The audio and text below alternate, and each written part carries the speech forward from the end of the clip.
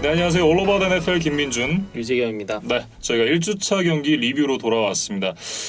참 개막 전에 재밌는 경기들이 너무 많았어요. 저희가 약 7개월 정도를 기다리지 않았습니까? 근데 뭐 그 기다림이 좀 헛되지 않았다는 느낌이 들 정도로 뭐 정말 재밌고 좀 예상치 못했던 결과들이 많았고, 뭐 한 줄로 요약을 하면 쿠팡 플레이를 결제를 할 수밖에 없는 그런 1주차였다. 네. 아주 재밌는 맛보기였다. 쿠팡 플레이. 네, 그렇게 좀 말씀을 드리겠습니다. 저는 1주차는 좀 그랬던 것 같아요. 전반적으로 첫 주라 그런지 선수들이 굉장히 핏하지 않았다. 그러니까 마음은 준비가 됐는데 몸이 준비가 안 된 선수들이 꽤 많았던 것 같다라는 생각이 좀 들었고, 그래서 그런지 몰라도 확실히 디서플린이 별로 좋지 않았다.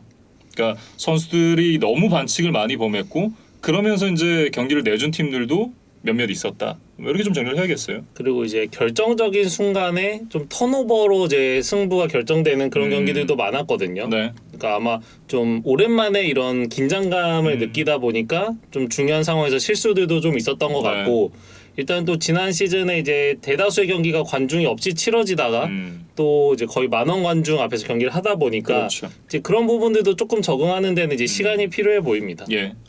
네, 그러면 빠르게 첫 경기부터 얘기를 해보도록 하죠.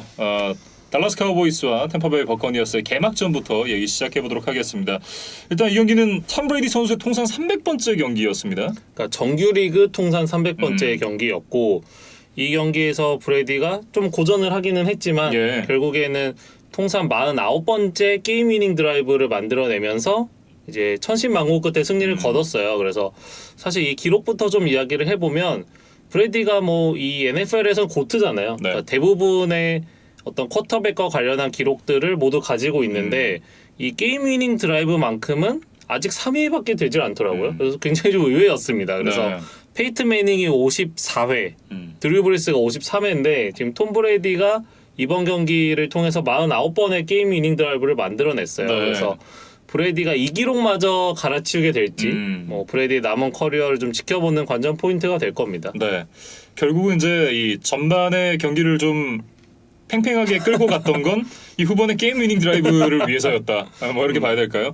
어쨌든 예상외로 굉장히 팽팽했던 경기였어요. 그거는 역시 이제 댈러스가 생각보다 선전을 했기 때문이라고 봐야겠죠. 그래서 닥 프레스캇이 과연 뭐 얼마나 건강하고 얼마나 좋은 컨디션으로 돌아올까 좀 걱정 반 기대 반을 했었는데 좀 굉장히 좋은 쪽으로 돌아왔습니다. 그래서 뭐 저희가 다치고 있다는 소식을 미리 알지 않았더라면, 그러니까 이 경기를 통해서 NFL을 처음 보신 분이라면 이 프레스캇이 불과 얼마 전에 어떤 큰 부상을 당하고 재활을 거쳤던 선수라는 걸 인지하기가 굉장히 어려웠을 거예요. 그러니까 그 정도로 굉장히 안정감 있고 굉장히 폭발력이 있는 모습을 보여줬습니다. 네.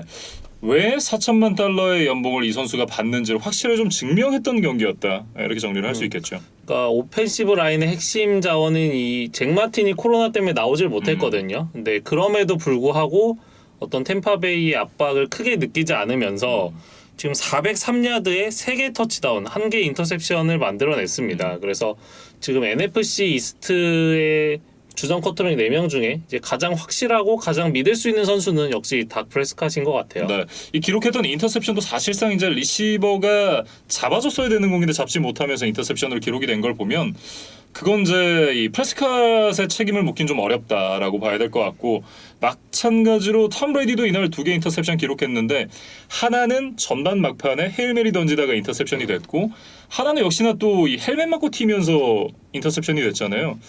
네, 그런 점을 생각을 해보면 일단 두 선수 모두 다 기록은 인터셉션으로 남았지만 뭐 잘못된 패스라든지 이런 부분으로 기인한 인터셉션은 아니었다. 뭐 이렇게 좀 얘기를 해야 될 것 같고요. 그러니까 저희가 단순히 기록만으로 선수를 평가할 수 없다는 이야기를 종종 드리는데 이게 아주 좋은 예가 될 것 같아요. 그렇습니다. 그래서 브레이디의 마지막 드라이브를 살펴보면 사실 경기 대부분의 시간에 벅스가 리드를 가지고 있었어요. 그렇죠. 네, 그러다가 경기 종료 약 1분 30초를 남겨두고 역전을 당했거든요.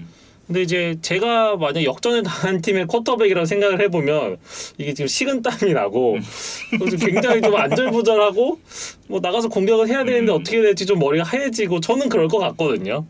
저는 패트리어츠 팬으로서 그 톰 브레이디 선수를 계속 봐왔잖아요. 굉장히 묘한 편안함이 있더라고요. 그러니까 보면서 벅스가 이길 것 같은데? 라는 생각을 계속 했었어요.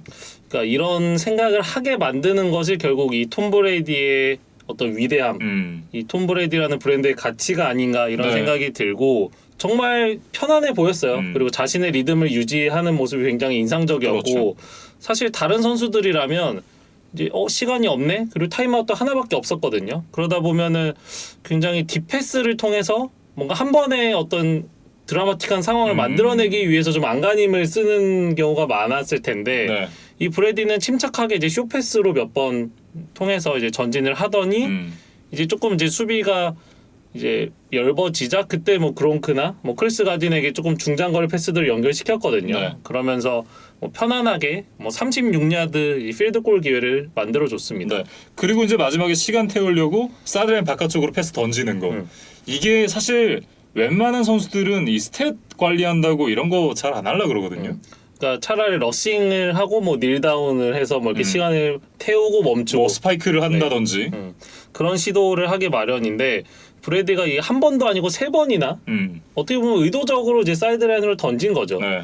근데 이제 생각을 해보면 러싱이 패싱보다 안전한 선택이긴 하지만 간혹 펌블이 나오는 경우들이 있어요. 네. 이번 주에도 그런 일들이 사실 많이 있었습니다. 그렇죠. 근데 브래디가 정말 어떻게 보면 한 수 위라고 봐야겠죠. 예.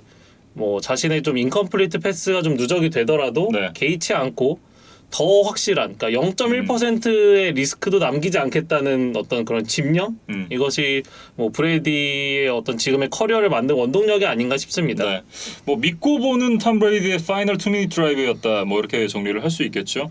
어쨌든 뭐 톰 브레이디를 한때 주전 쿼터백으로 갖고 있었던 팀의 팬으로서는 너무나도 좀 이 편안한 상황, 너무나도 익숙한 상황이어서 참 대단하다라는 생각도 했습니다. 네. 그러니까 브래디가 지금 만 44세 시즌이거든요. 네. 그러니까 이게 글쎄요, 뭐 당구나 뭐 골프 이런 좀 정적인 종목들을 제외하면 이렇게 좀 역동적인 스포츠에서 만 44세 선수가 이런 폼을 유지한다? 정말 어려운 일입니다. 그렇죠. 네, 그래서 뭐 브래디는 정말 위대한 선수다. 뭐 한 번 더 말씀을 드려야 될 것 같고 한 가지 좀 반성을 하고 지나가야 될 포인트가 있다면 제가 이제 프리뷰 때 이 템파베이가 너무 좀 완벽한데 굳이 뭐 불안 요소를 하나 억지로 꼽자면 이 키커 라이언 서컵의 코로나 이슈가 좀 문제가 될 수 있다. 이런 이야기를 좀 드렸었는데 의외로 서컵은 굉장히 건강한 모습으로 그 마지막 36야드 필드골을 침착하게 넣었어요. 네. 그러면서 어떤 뭐 끝내기를 했고 반대로 이 댈러스의 키커 그렉 주얼라인이 이 경기를 좀 망치고 말았거든요. 예. 그래서 참 알다가도 모르겠고 뭐 정말 좀 제가 아직 갈 길이 멀다 이런 생각이 좀 들었습니다. 근데 프리시즌에 그렉 주얼라인 선수가 등 수술을 받았다고 해요. 그러면서 아직까지는 완벽하게 좀 회복이 되지 않은 모습이었고 어쨌든 경기는 전반적으로 두 팀 모두 러싱을 최대한 억제한 상황에서 슛아웃 게임으로 이제 펼쳐졌습니다. 그러면서 이제 굉장히 많은 패스들이 나왔는데 저는 그롱크가 폼이 점점 올라온다는 걸 좀 확인을 했어요. 그러니까 지난 시즌에 은퇴를 했다가 몸이 완전히 만들어지지 않은 채로 돌아와서 사실은 패스를 잡는 것보다 이 블락킹에 좀 집중을 했었던 그롱크였잖아요. 그러면서 이제 포스트 시즌에 가서야 조금씩 캐치를 하기 시작을 했었는데 그러면서 이제 슈퍼볼이 좀 캐치가 많아졌죠. 그런데 개막전은 완전히 패트리어츠에서 전성기의 모습에 가까워진 모습이었다. 그래서 아마 기록적으로도 브래디 투 그롱크 터치다운이 100개가 됐다고 하더라고요. 이번 경기에서. 이제 그만큼 이 콤비가 위대한 기록들을 써 내려가고 있습니다. 그리고 이제 안토니오 브라운 선수도 이제 전성기의 모습을 되찾은 것 같다라는 생각을 했어요. 이날 보여주는 몸놀림은 이 킬러비 라인이 건재할 때 그 안토니오 브라운의 모습 그대로였거든요. 그러니까 지금 오프필드 이슈에서 좀 많이 해소된 모습이고 좀 풋볼에 집중하는 모습이에요. 이제 그럴 때 안토니오 브라운은 리그 최고의 리시버로 이제 돌아올 수 있을 겁니다. 예. 그리고 이제 중계 중에 미셸 타포야 리포터가 이런 얘기를 전해줬었는데 안토니오 브라운이 얘기를 하기를 인생에 진짜 친구가 몇 명 없지 않냐. 하지만 톰 브레이디는 나의 찐친이다. 뭐 이런 얘기를 하면서 충성을 다하겠다라는 얘기를 또 했다 그래요. 그러니까 이렇게 이제 브라운이 각성을 하게 된 계기에는 결국 톰 브레디가 있었다. 또 톰 브레디 찬양을 할 수밖에 없는 또 그런 이제 인터뷰 내용이었습니다. 네, 뭐 잘 걷어 키웠다 뭐 이렇게 얘기를 해야겠죠. 사실은 이제 뭐 리그에서 퇴출될 뻔했었던 리시버였는데 어떻게 보면 탐 브레이디였기 때문에 벅스도 받아줬고 여기까지 끌고 올 수 있었던 거잖아요. 뭐 그렇게 생각하면 브라운은 브레이디한테 절 100번 해도 모자라죠. 예. 뭐 한 가지 좀 엽기를 세자면 결국에는 이제 조시 고든이 안토니오 브라운보다 더한 놈이 아니었겠느냐. 왜냐면 지금 조시 고든도 사실 브래디랑 잠깐 호흡을 맞췄었잖아요. 그리고 또 최근에 제가 알기로는 그 징계가 풀렸어요. 예.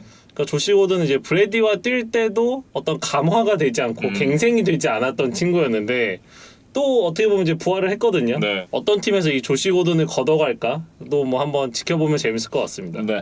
사실 이 경기에서 가장 큰 이슈가 됐던 거는 가딘이 오펜시 패스 인터피리언스를 했느냐 안 했느냐였었거든요. 근데 마지막에 이제 이 미는 동작처럼 보이는 동작이 있었는데 사실 그 부분에 있어서 크리스 콜린스워스가 이 코너백들은 중심을 앞꿈치가 아니라 뒤에 뒤꿈치, 이 힐 쪽에 주고 있기 때문에 이 본인의 중심이 일단 뒤로 가 있어서 쉽게 넘어진다. 이거는 너무 당연하게 밀어서 넘어진 거라고 보기에는 좀 어렵다라는 얘기를 했었거든요. 예.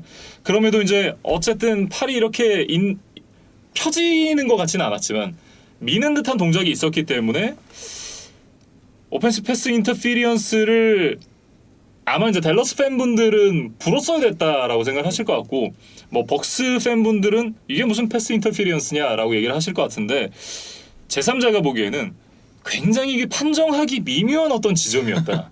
그런 거 있잖아요. 왜 야구를 하는데 스윙이 됐냐 안 됐냐의 여부를 그 우타자 같은 경우에는 1루심이 보고 좌타자 같은 경우에는 3루심이 보잖아요. 근데 그게 되게 미묘한 차이란 말이에요. 그러니까 딱 이렇게 돌았냐 아니냐의 선상에 왔을 때 그건 사실 심판 재량이거든요.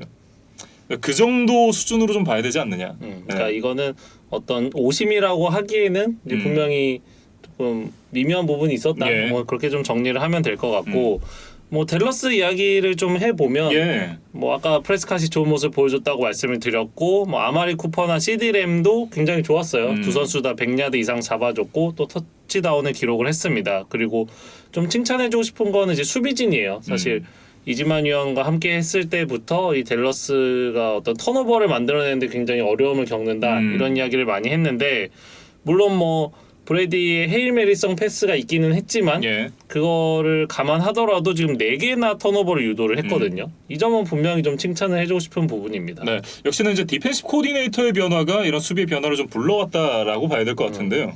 그런데 뭐 이런 좀 긍정적인 요소가 있었던 반면에 좀 우려가 되는 부분들도 있었어요. 일단은 수비의 핵심인 드마커스 로렌스가 이 경기는 정상적으로 잘 뛰었는데 2주차 경기를 준비하는 지금 훈련 과정에서 발부상을 당했거든요. 네. 그러면서 지금 6에서 8주간 이탈할 것이라는 뉴스가 나왔어요. 맞아요. 그러니까 지금 로렌스가 있었기 때문에 좀 다른 선수들도 이렇게 좀 힘을 받아서 이제 벅스를 상대로 선전을 했던 건데 이 로렌스가 빠진다면 이제 굉장히 큰 타격이고 이지키엘 엘리엇이 이 경기에서 너무 존재감이 미미하지 않았나. 네. 지금 기록을 보니까 러싱과 리시빙을 합쳐서 37 스크리미지 야드거든요. 그 지금 우리가 알던 엘리엇의 모습, 그다음에 엘리엇이 받고 있는 연봉에 비해서는 너무 턱없이 부족한 활약이었습니다. 네. 그래서 좀 최근에 계속 이 강팀과의 경기에서 엘리엇의 모습이 보이지 않는 문제 이런 것들이 좀 반복되고 있거든요. 그래서 메카시 감독이 좀 엘리엇 활용도를 좀 다시 한번 고민을 해봐야 될 시점인 것 같아요. 네. 그리고 또 하나 문제는 라일 콜린스가 지금 약물 이슈가 생겼습니다. 네. 그러면서 이제 출장 정지를 먹게 됐는데 이것도 어떻게 보면 전반적으로 팀의 마이너스 요소다. 이렇게 또 봐야겠죠. 그러니까 지금 잭 마틴이 코로나에서 언제 돌아올지 뭐 돌아오더라도 언제 또 컨디션을 찾을지가 좀 애매한 상황에서 라일 콜린스까지 또 빠진다 그러면 프레스캇에게는 이제 분명히 악재가 되겠죠. 뭐 어쨌든 굉장히 재미있었던 개막전이었고 쿠팡 플레이로 나오는 첫 경기였잖아요. 거의 뭐 쿠팡 입장에서는 굉장히 속으로 콧노래를 불렀을 것 같은 그런 경기였습니다. 뭐 좀 계약하길 잘했다 이런 생각을 해주셨으면 네. 좋겠고 뭐 저도 그 한국어 해설을 뭐 제대로 듣지는 못했는데 이제 팬분들이 굉장히 좀 친절하게 좀 이게 초보자의 눈에 알맞게 좀 설명을 잘 해주셨다는 코멘트들이 많더라고요. 네. 그래서 쿠팡 플레이를 통해서 또 NFL의 매력을 알고 또 유입되는 분들이 많이 생겼으면 좋겠다는 그런 바람을 좀 가져봅니다. 네, 이렇게 이제 달라스 카우보이스와 템파베이 버커니어스의 경기에 대해서 얘기를 해봤습니다. 네, 다음 살펴볼 경기는 잭슨빌 제기어스와 휴스턴 텍산스의 경기인데요. 이 경기는 이제 37대 21로 휴스턴이 승리를 가져갔습니다. 이제 9.11 테러가 있었던 20주기가 되는 해잖아요. 그러니까 이제 그 20주기가 되는 첫 경기였는데 그래서 그런지 경기를 앞두고 이제 추모하는 행사들이 굉장히 많이 열렸습니다. 그러니까 이 스포츠가 뭐 단순히 경쟁을 하고 뭐 누군가 이기고 누군가 지고 이런 것들이 아니라 이런 어떤 사회 공헌 활동을 하고 어떤 이제 사람들을 하나로 모으는 또 그런 역할을 해주잖아요. 그렇죠. 그래서 또 이 9.11 테러를 또 잊지 말자. 뭐 이제 그런 의미에서 아마 이런 추모 행사를 하고 이제 경기가 치러졌던 것으로 보입니다. 네. 어쨌든 휴스턴이 승리를 가져갔는데 일종의 뭐라고 해야 될까요? 업셋이었다? 이렇게 좀 얘기를 해야겠죠. 그렇죠. 그러니까 저희가 어반 마이어와 트레버 로렌스라는 어떤 대학 감독, 대학 쿼터백 중 이제 최고의 스타들이 지금 한데 모여서 잭슨빌을 좀 일으키고자 지금 뭐 시도를 하고 있는 상황이기 때문에 좀 어수선하고 주전 쿼터백이 빠져있는 휴스턴보다는 훨씬 더 기대감을 주는 팀이었거든요. 그래서 뭐 잭슨빌이 조금 어렵기는 해도 승리를 거두면서 뭐 시즌을 출발하지 않겠느냐 이런 예상을 했는데 ESPN의 기사 제목이 좀 요약을 잘 해준 것 같아요. New Coach, New Quarterback, Same Bad Jaguars라는 제목을 붙여놨습니다. 그러니까 이 두 사람의 어떤 이름값에 비해서 너무 좀 실망스러운 경기였어요. 근데 저는 사실 그런 생각을 했어요. 그러니까 트레버 로렌스가 잘했다라고 얘기하기는 어렵지만 뭐 사실 이제 로렌스는 저는 제기어스의 오라인과 싸우기 바빴다라고 좀 생각을 했었거든요. 오라인이 너무 일찍 무너지면서 로렌스 선수를 좀 보호해주기 어려웠고 물론 이제 전반적으로 패스가 조금 긴 감은 있었습니다. 그러니까 저는 좀 높게 뜬다는 느낌이 좀 들었어요. 예. 그러니까 패스가 좀 길게 오는 느낌이 있었는데 일단은 이제 선수들이 이제 손발을 맞춘 시간이 얼마 안 됐잖아요. 네, 그렇기 때문에 이제 그런 부분은 시간이 조금 지나면 괜찮아질 것 같고 그리고 트래비스 에티엔 선수가 부상으로 없었던 만큼 좀 로렌스에게 심리적인 안정감을 줄 수 있는 선수도 없지 않았나라는 생각을 해봤습니다. 그리고 이 선수의 재능이 어쨌든 진짜인 것 같다라는 생각은 드는데 팀 때문에 좀 고생을 하겠다 뭐 이런 생각도 좀 했었고 전반적으로 트레버 로렌스는 나쁘지 않았다라고 얘기를 하고 싶은데 저는 어반 마이어는 진짜 나빴습니다. 그러니까 사실 이 선수가 루키 선수고 물론 1라운드 1번에 지명이 돼서 굉장히 기대치가 큰 선수고 잘 해줘야 되는 선수인 건 맞는데 그래도 이 NFL 데뷔전이잖아요. 그렇다라고 한다면 조금 더 뭐 제임스 로빈슨이라든지 이런 선수들을 이용한 러싱 공격을 더 많이 준비를 해왔어야 되지 않나. 그러면서 이제 조금 부담감을 느낄 만한 그런 상황에 있는 로렌스의 부담을 좀 덜어줬어야 됐지 않나. 네, 그런 생각을 좀 해봤습니다. 그러니까 지금 이날 경기 기록을 보면 로렌스가 51번이나 패스를 시도를 했거든요. 네. 그러니까 그것 자체가 좀 너무 많았다는 지금 지적이신 것 그렇죠. 같아요. 그리고 뭐 로렌스의 패스가 높다고도 말씀드렸지만 잘 들어간 패스를 리시버들이 잡아주지 못하는 것도 굉장히 여러 번 있었어요. 네, 뭐 DJ 찰크라든지. 네. 그러다 보니까 조금 로렌스가 흔들리지 않았나. 그러면서 이 로렌스의 발도 좀 굳었던 것 같아요. 예. 그러니까 저희가 드래프트 이야기를 하면서 로렌스가 뭐 잘 던지고 뭐 침착한 선수지만 어느 정도 스크램블링 능력까지 있는 선수다라고 소개를 드렸는데 이날 지금 한 번의 러싱 시도에 마이너스 2야드거든요. 자신의 장점을 전혀 살리지 못한 경기였다. 그러면서 인터셉션을 3개나 하고 말았다. 그렇게 좀 말씀을 드리겠습니다. 결국 이제 전반적인 문제는 오라인이 트레버 로렌스를 지켜주지 못했다. 그러니까 충분하게 패스를 던질 시간을 확보해주지 못한 데 있다. 이렇게 좀 얘기를 해야 될 것 같아요. 그리고 이제 어반 마이어 감독은 나빴다고 말씀을 드렸는데 네. 저도 이제 그거에 대해서 한 가지 좀 준비를 해온 게 있었어요.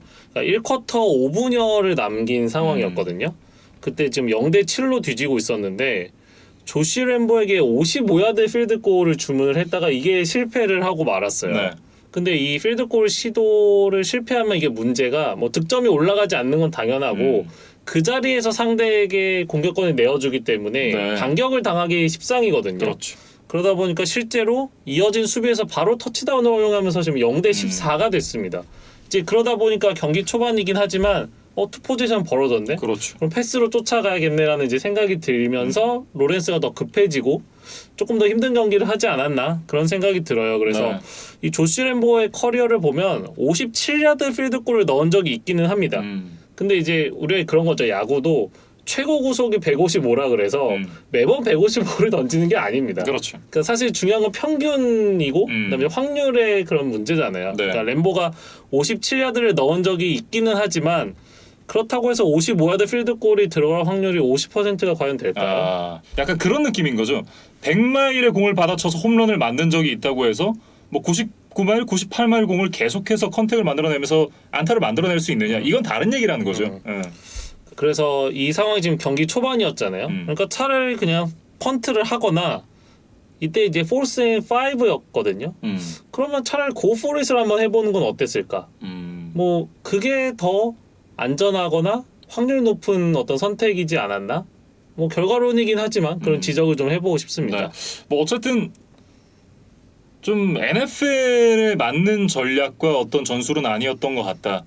라는 생각을 좀 많이 했고요. 그리고 이제 어반 마이어도 첫 경기다 보니까 빨리 첫 득점을 좀 내고 싶은 욕심이 있지 않았을까? 그런 것들이 좀 이런 무리한 플레이 콜링으로 나오지 않았나? 네. 혼자 한번 뇌피셜을 해봤습니다. 그러면서 이제 닉 세이반처럼 대학 무대로 다시 런을 하는 것이 아니냐 뭐 이런 얘기들이 나왔었고 실제로 USC였나요? 감독직이 빈자리가 생기면서 많은 기자들이 물어봤다 그래요. 오바마한테 혹시 거기 자리 생겼다 하던데 갈 생각이 있어? 이렇게 물어봤는데 본인은 일단 안 가겠다라고 얘기를 했다고 합니다. 뭐 그런데 이 시즌이 끝나고 나서 올 시즌이 끝나고 나서 과연 이 어반마이어 감독이 거취를 어떻게 가지고 갈지는 지켜봐야겠죠. 좀 굉장히 짓궂은 질문이었다는 생각이 드는데 어반마이어가 이런 어떤 언론의 압박도 좀 이겨내야 될 상대가 아닌가? 예. 네, 뭐 그런 생각이 듭니다. 그리고 이제 잭슨빌은 뭐 전술도 전술이지만 앞서 말씀드렸던 이제 디서플링이 너무 좋지 않았습니다. 반칙이 10개가 나왔고 반칙으로 인해서 내준 야드가 82야드였어요. 그러니까 이거는 뭐 결국에는 좀 어떤 수비진의 호흡, 뭐 오펜시브 라인의 호흡 이런 것들이 좀 안 맞아서 나온 결과가 아닌가? 예. 네, 그런 생각이 들고 이 새 시즌에 대한 기대감이 컸던 만큼 더 실망감이 지금 클 것 같아요. 네. 팀 내 이제 분위기가 그리고 또 젊은 선수들이 많기 때문에 사기가 이제 급격하게 떨어졌을 가능성이 있는데 어반마이어가 이거를 어떻게 다잡으면서 이제 다음 주 경기를 펼쳐낼 수 있느냐 네. 이걸 좀 지켜봐야 될 것 같고 기록적으로 보면 어반마이어 감독이 대학 시절에 개막전 17연승 행진을 이어가고 있었다 그래요. 그리고 오하이오 스테이트가 지금 마지막 직장이었잖아요. 거기 7시즌 동안 있었는데 한 시즌에 2번 이상 진 적이 없다고 합니다. 그리고 트레버 로렌스는 저희가 뭐 지난번에도 말씀드렸지만 대학 시절 통틀어서 2번밖에 지지를 않았어요. 심지어 정규 시즌에는 이 경기가 첫 패입니다. 네, 그렇죠. 그러니까 이렇게 져본 경험이 없는 사람들이 졌다. 그럼 여기서 조금 더 패닉이 올 수 있지 않을까? 저는 좀 그런 걱정이 들어요. 아, 그러니까 한 번도 KO 펀치를 맞아보지 않았던 권투 선수가 한번 KO 펀치 맞고 지고 나면 그 다음부터 잘 못하는 경우가 있잖아요. 그러니까 어떤 맞는 것에 대한 두려움을 깨닫게 되는 순간 어떤 공격도 조금 주저하게 되고 이제 어떤 자신의 플레이 스타일을 이어가지 못하는 경우가 있는데 혹시 이 어반마이어와 로렌스도 너무 이기는 데 익숙해졌던 사람들이라서 이 패배를 좀 극복하고 어떤 다음 경기를 위한 자양분으로 삼는데 그런 경험을 좀 해본 적이 있을까? 그런 걱정이 좀 들거든요. 그래서 잭슨빌이 이러한 고민은 이 첫 승을 할 때까지 좀 계속 이어질 것 같습니다. 뭐 어쨌든 저는 수비도 굉장히 문제였다고 보는 것이 타이로드 테일러가 이날 휴스턴 텍산스의 쿼터백이었거든요. 저는 엘리트 쿼터백인 줄 알았어요. 그러니까 일종의 어떤 착시 효과. 네. 저희가 얘기했던 카메라 어플 효과 같은 뭐 그런 느낌을 좀 줬던 잭슨빌의 빈약한 수비진이었습니다. 네. 그러니까 최소한 뭐 엘리트급은 아니라고 하더라도 이 선수가 휴스턴 텍산스의 프랜차이즈 쿼터백이 될 수 있겠구나. 디션 왓슨 팔아도 되겠구나. 라는 착각을 할 수 있게끔 만드는 그런 수비였다고 생각을 해요. 테일러가 지금 291야드에 2개의 터치다운 그리고 인터셉션이 없었고 네. 러싱 야드도 또 40야드나 기록을 했거든요. 그러다 보니까 굉장히 좋은 경기를 펼쳤고 그렇죠. 사실 지난 시즌에 그 차저스의 어떤 의료 사고 때문에 이제 자리를 잃고 말았던 테일러였어요. 그래서 굉장히 좀 불운했는데 어찌어찌 흘러와서 뭐 텍산스에서 운 좋게 기회를 잡았거든요. 네. 일단 첫 경기 좋은 모습을 보여줬고 저는 이번 시즌 휴스턴의 어떤 별명을 하나 좀 지어보자면 공포의 외인 구단이 아닌가. 네, 그러니까 이 팀 저 팀에서 뭐 부상, 부진, 어떤 뭐 나이가 들었다 이런 좀 여러 가지 이유들로 자리를 좀 잃었던 선수들을 이제 싹싹 긁어 모았잖아요. 그래서 저는 좀 이 공포의 외인 구단의 컨셉이 아닌가 네. 뭐 이런 생각이 드는데 뭐 전패를 할 것이라는 어떤 뭐 전문가나 팬들의 어떤 예상 혹은 우려와 달리 뭐 어쨌든 개막전에서 승리를 거뒀습니다. 예. 그래서 뭐 휴스턴이 어떤 뭐 기세를 탈지는 좀 지켜봐야겠어요. 뭐 어쨌든 여전히 디션 왓슨에 대한 이슈가 남아 있는 휴스턴인데 디션 왓슨 이날 경기장에도 오지 않았다 그래요. 예, 그러면서 이제 나는 이 팀과는 완전히 결별했다라는 걸 좀 보여주고 있는데 휴스턴은 우리가 원하는 대가를 받지 않으면 디션 왓슨 트레이드하지 않을 것이다라고 얘기를 했으니까 이 구단과 쿼터백이 어떤 관계를 계속해서 이어가게 될지도 한번 지켜봐야 될 것 같아요. 뭐 결국엔 재판 결과가 어느 시점에 나오느냐, 그리고 리그 차원의 징계가 뭐 중간에 나올 것이냐, 뭐 이런 이제 변수들에 따라서 뭐 상황은 변할 수 있는 거고. 어쨌든 데이비드 컬리 감독이 데뷔승을 거뒀습니다. 예. 네, 이 부분은 굉장히 또 축하를 전하겠습니다. 네, 이렇게 잭슨빌 제기어스와 휴스턴 텍산스의 경기 살펴봤고요. 다음 얘기해볼 경기는 LA 차저스와 워싱턴 풋볼팀의 경기입니다. 이 경기 20대 16으로 차저스가 승리를 가져갔는데 마지막에 필드골 미스 그리고 안토니오 깁슨의 펌블이 나오면서 역스노볼이 굴러가기 시작했습니다. 그러면서 결국 이제 차저스가 승리를 가져가게 됐는데 지난주에 제가 그런 얘기 했었잖아요. 피츠패트릭의 어떤 컨디션이 변수가 될 것 같다라고 말씀을 드렸는데 피츠패트릭이 아예 빠지는 변수가 생길 거라고는 전혀 예상하지 못했었거든요. 그렇죠. 이제 2쿼터 중반에 이 불의의 부상을 당하면서 이제 경기장을 떠났고 사실 돌아오지를 못했습니다. 네. 이제 그러면서 뭐 맥주좌라고 좀 알려져 있는 이제 타일러 하이니키가 이제 급하게 투입돼서 이제 남은 경기를 치렀어요. 네, 뭐 한 경기고 사실 표본이 적긴 합니다만 저는 이날 경기에서 피츠패트릭이 빠지기 전에 보여줬던 경기력과 피츠패트릭이 빠지고 나서 테일러 하이니키가 보여줬던 경기력을 생각하면 하이니키가 이 경기 선발로 나왔으면 워싱턴이 이겼을 것 같다라는 생각을 했어요. 물론 뭐 만약은 없는 거지만 예. 하이니키가 조금 더 안정적인 모습을 보여줬던 것만은 이제 사실인 것 같습니다. 그러니까 하이니키가 투입되고 난 이후에 이제 전반적인 오펜시브 유닛의 퍼포먼스가 더 좋아졌었거든요. 그런 부분을 생각을 해보면 글쎄요, 저는 워싱턴이 조금 더 빠르게 하이니키로 갈 수 있게 된 게 물론 이제 이 선수 개인에게는 피츠패트릭에게는 굉장히 불운한 사고지만 이게 구단 입장에서는 오히려 나쁘지 않은 결과일 수 있겠다라는 생각을 좀 해봤어요. 사실 워싱턴이 지난 시즌에도 비슷한 일이 있었어요. 그러니까 원래 해스킨스 체제로 출발을 했다가 해스킨스가 워낙 개판을 치니까 결국에 이제 내치고 카일 앨런도 다치고 네. 그러다 보니까 알렉스 스미스까지 기회가 주어졌거든요. 근데 이제 그때부터 워싱턴이 좀 반등을 하면서 지구 우승도 차지하고 플레이오프도 나갔었기 때문에 네. 과연 올해도 이제 그런 역사가 좀 반복될 수 있을지 한번 지켜봐야 될 것 같고 피츠패트릭은 지금 IR 리스트에 올라갔습니다. 그래서 최소 3경기 결장이 확정이 됐고 언론지상에 나오는 기사로는 6에서 8주 정도 결장을 할 것이라는 얘기가 있어요. 그래서 하이니키가 어떤 일정 기간 이제 주전 자리를 좀 보장을 받았기 때문에 어떤 뭐 한두 번의 어떤 신데렐라 스토리가 아니라 이제 꾸준히 주전으로 뛸 수 있는 역량을 가진 선수임을 뭐 스스로 증명해야겠죠. 네, 뭐 어쨌든 지난 시즌 벅스와의 와일드카드에서 급하게 투입돼서 굉장히 좋은 모습을 또 보여줬었고 적어도 저는 주전 기회를 부여받을 자격은 있다라고 생각을 했었거든요. 그랬는데 이제 피츠패트릭이 영입되면서 다시 백업으로 밀리고 말았던 하이니키였는데 어쨌든 기회가 생긴 만큼 또 이 기회를 좀 잘 잡았으면 좋겠다 이런 생각이 듭니다. 저는 사실 이 경기 차저스가 인터셉션 당할 때만 해도 그냥 워싱턴이 이긴 줄 알았어요. 사실 그때는 분명히 기세가 넘어간 것처럼 보였는데 이제 워싱턴이 공을 잡고 이제 공격을 하는 과정에서 믿을 수 없게 이제 자기 진영 4야드에서 펌블을 하고 말았거든요. 그래서 이게 러닝백 안토니오 깁슨의 어떤 실수였는데 네. 깁슨이 사실 지난 시즌 굉장히 좋은 모습을 보여주면서 이제 확고한 주전으로 발돋움을 했고 어떤 워싱턴의 공격에서는 굉장히 중요한 자원인데 조금 믿을 수 없는 실수를 하고 말았다. 네. 이제 분명히 좀 기억에 오래도록 남을 것 같고 이제 여기서는 허버트가 이제 실수 없이 마이클 윌리엄스에게 역전 터치다운을 기록을 했어요. 그리고 그 다음에 워싱턴이 펀트로 다시 공격권을 넘겨줬고 네. 허버트가 이제 6분 40여 초를 남긴 상황에서 이제 공을 잡았는데 여기서는 이제 기회를 주지 않고 시간을 모두 소진하면서 이제 승리를 거뒀습니다. 네. 그래서 뭐 워싱턴이 이제 3번의 타임아웃까지 쓰면서 이제 시간을 좀 멈추려고 했지만 허버트가 계속해서 드라이브를 연장해내는 모습이 굉장히 인상적이었고 이제 차저스는 지난 시즌까지 그런 일이 너무 많았잖아요. 그러니까 타임 매니지먼트를 못해서 다이긴 경기를 지고 역전할 수 있는 거를 못하고 그러니까 원 포지션으로 지고 뭐 이런 경기 너무 많았죠. 그러니까 그 기반에 결국 이 시간 관리가 안 됐던 것들이 좀 늘 이슈였는데 이 개막전에서 마지막 6분을 굉장히 잘 소모하면서 승리를 거뒀다. 그러니까 차저스 팬들에게는 좀 기분 좋은 내용의 승리가 아니었을까?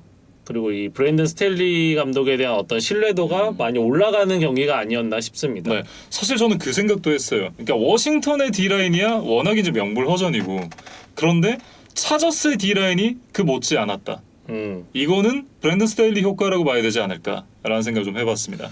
물론 뭐 조이 보사가 결정적인 좀 페널티, 러핑 더 패서 반칙을 2번이나 범했던 것은 분명히 아쉽기는 했지만 어쨌든 차저스 D라인이 굉장히 좋은 모습을 보여줬어요. 그리고 차저스 O라인도 굉장히 칭찬을 많이 받더라고요. 예. 그러니까 워싱턴이 굉장히 좋은 D라인을 가지고 있음에도 불구하고 뭐 코리 린슬리나 라션 슬레이터 같은 이제 추가된 선수들이 굉장히 좋은 모습을 보였는데 특히 라션 슬레이터에 대한 칭찬이 많았습니다. 그러니까 지난 시즌에 센세이셔널한 모습을 보여줬던 체이스 영과 좀 맞닥뜨렸는데 53번의 어떤 1대1 상황에서 프레셔를 한 번도 허용을 하지 않았다 그래요. 그래서 이 부분이 차저스에게는 굉장히 승리 요인이 아니었나 싶고 팀 전체적으로도 지금 12%밖에 프레셔를 허용하지 않았거든요. 그래서 현지 시간 일요일에 있었던 경기들까지 기준 기록으로는 차저스가 가장 적은 프레셔를 허용한 팀이었습니다. 네. 그리고 이 짱짱한 오라인 뒤에서 저스틴 허버트가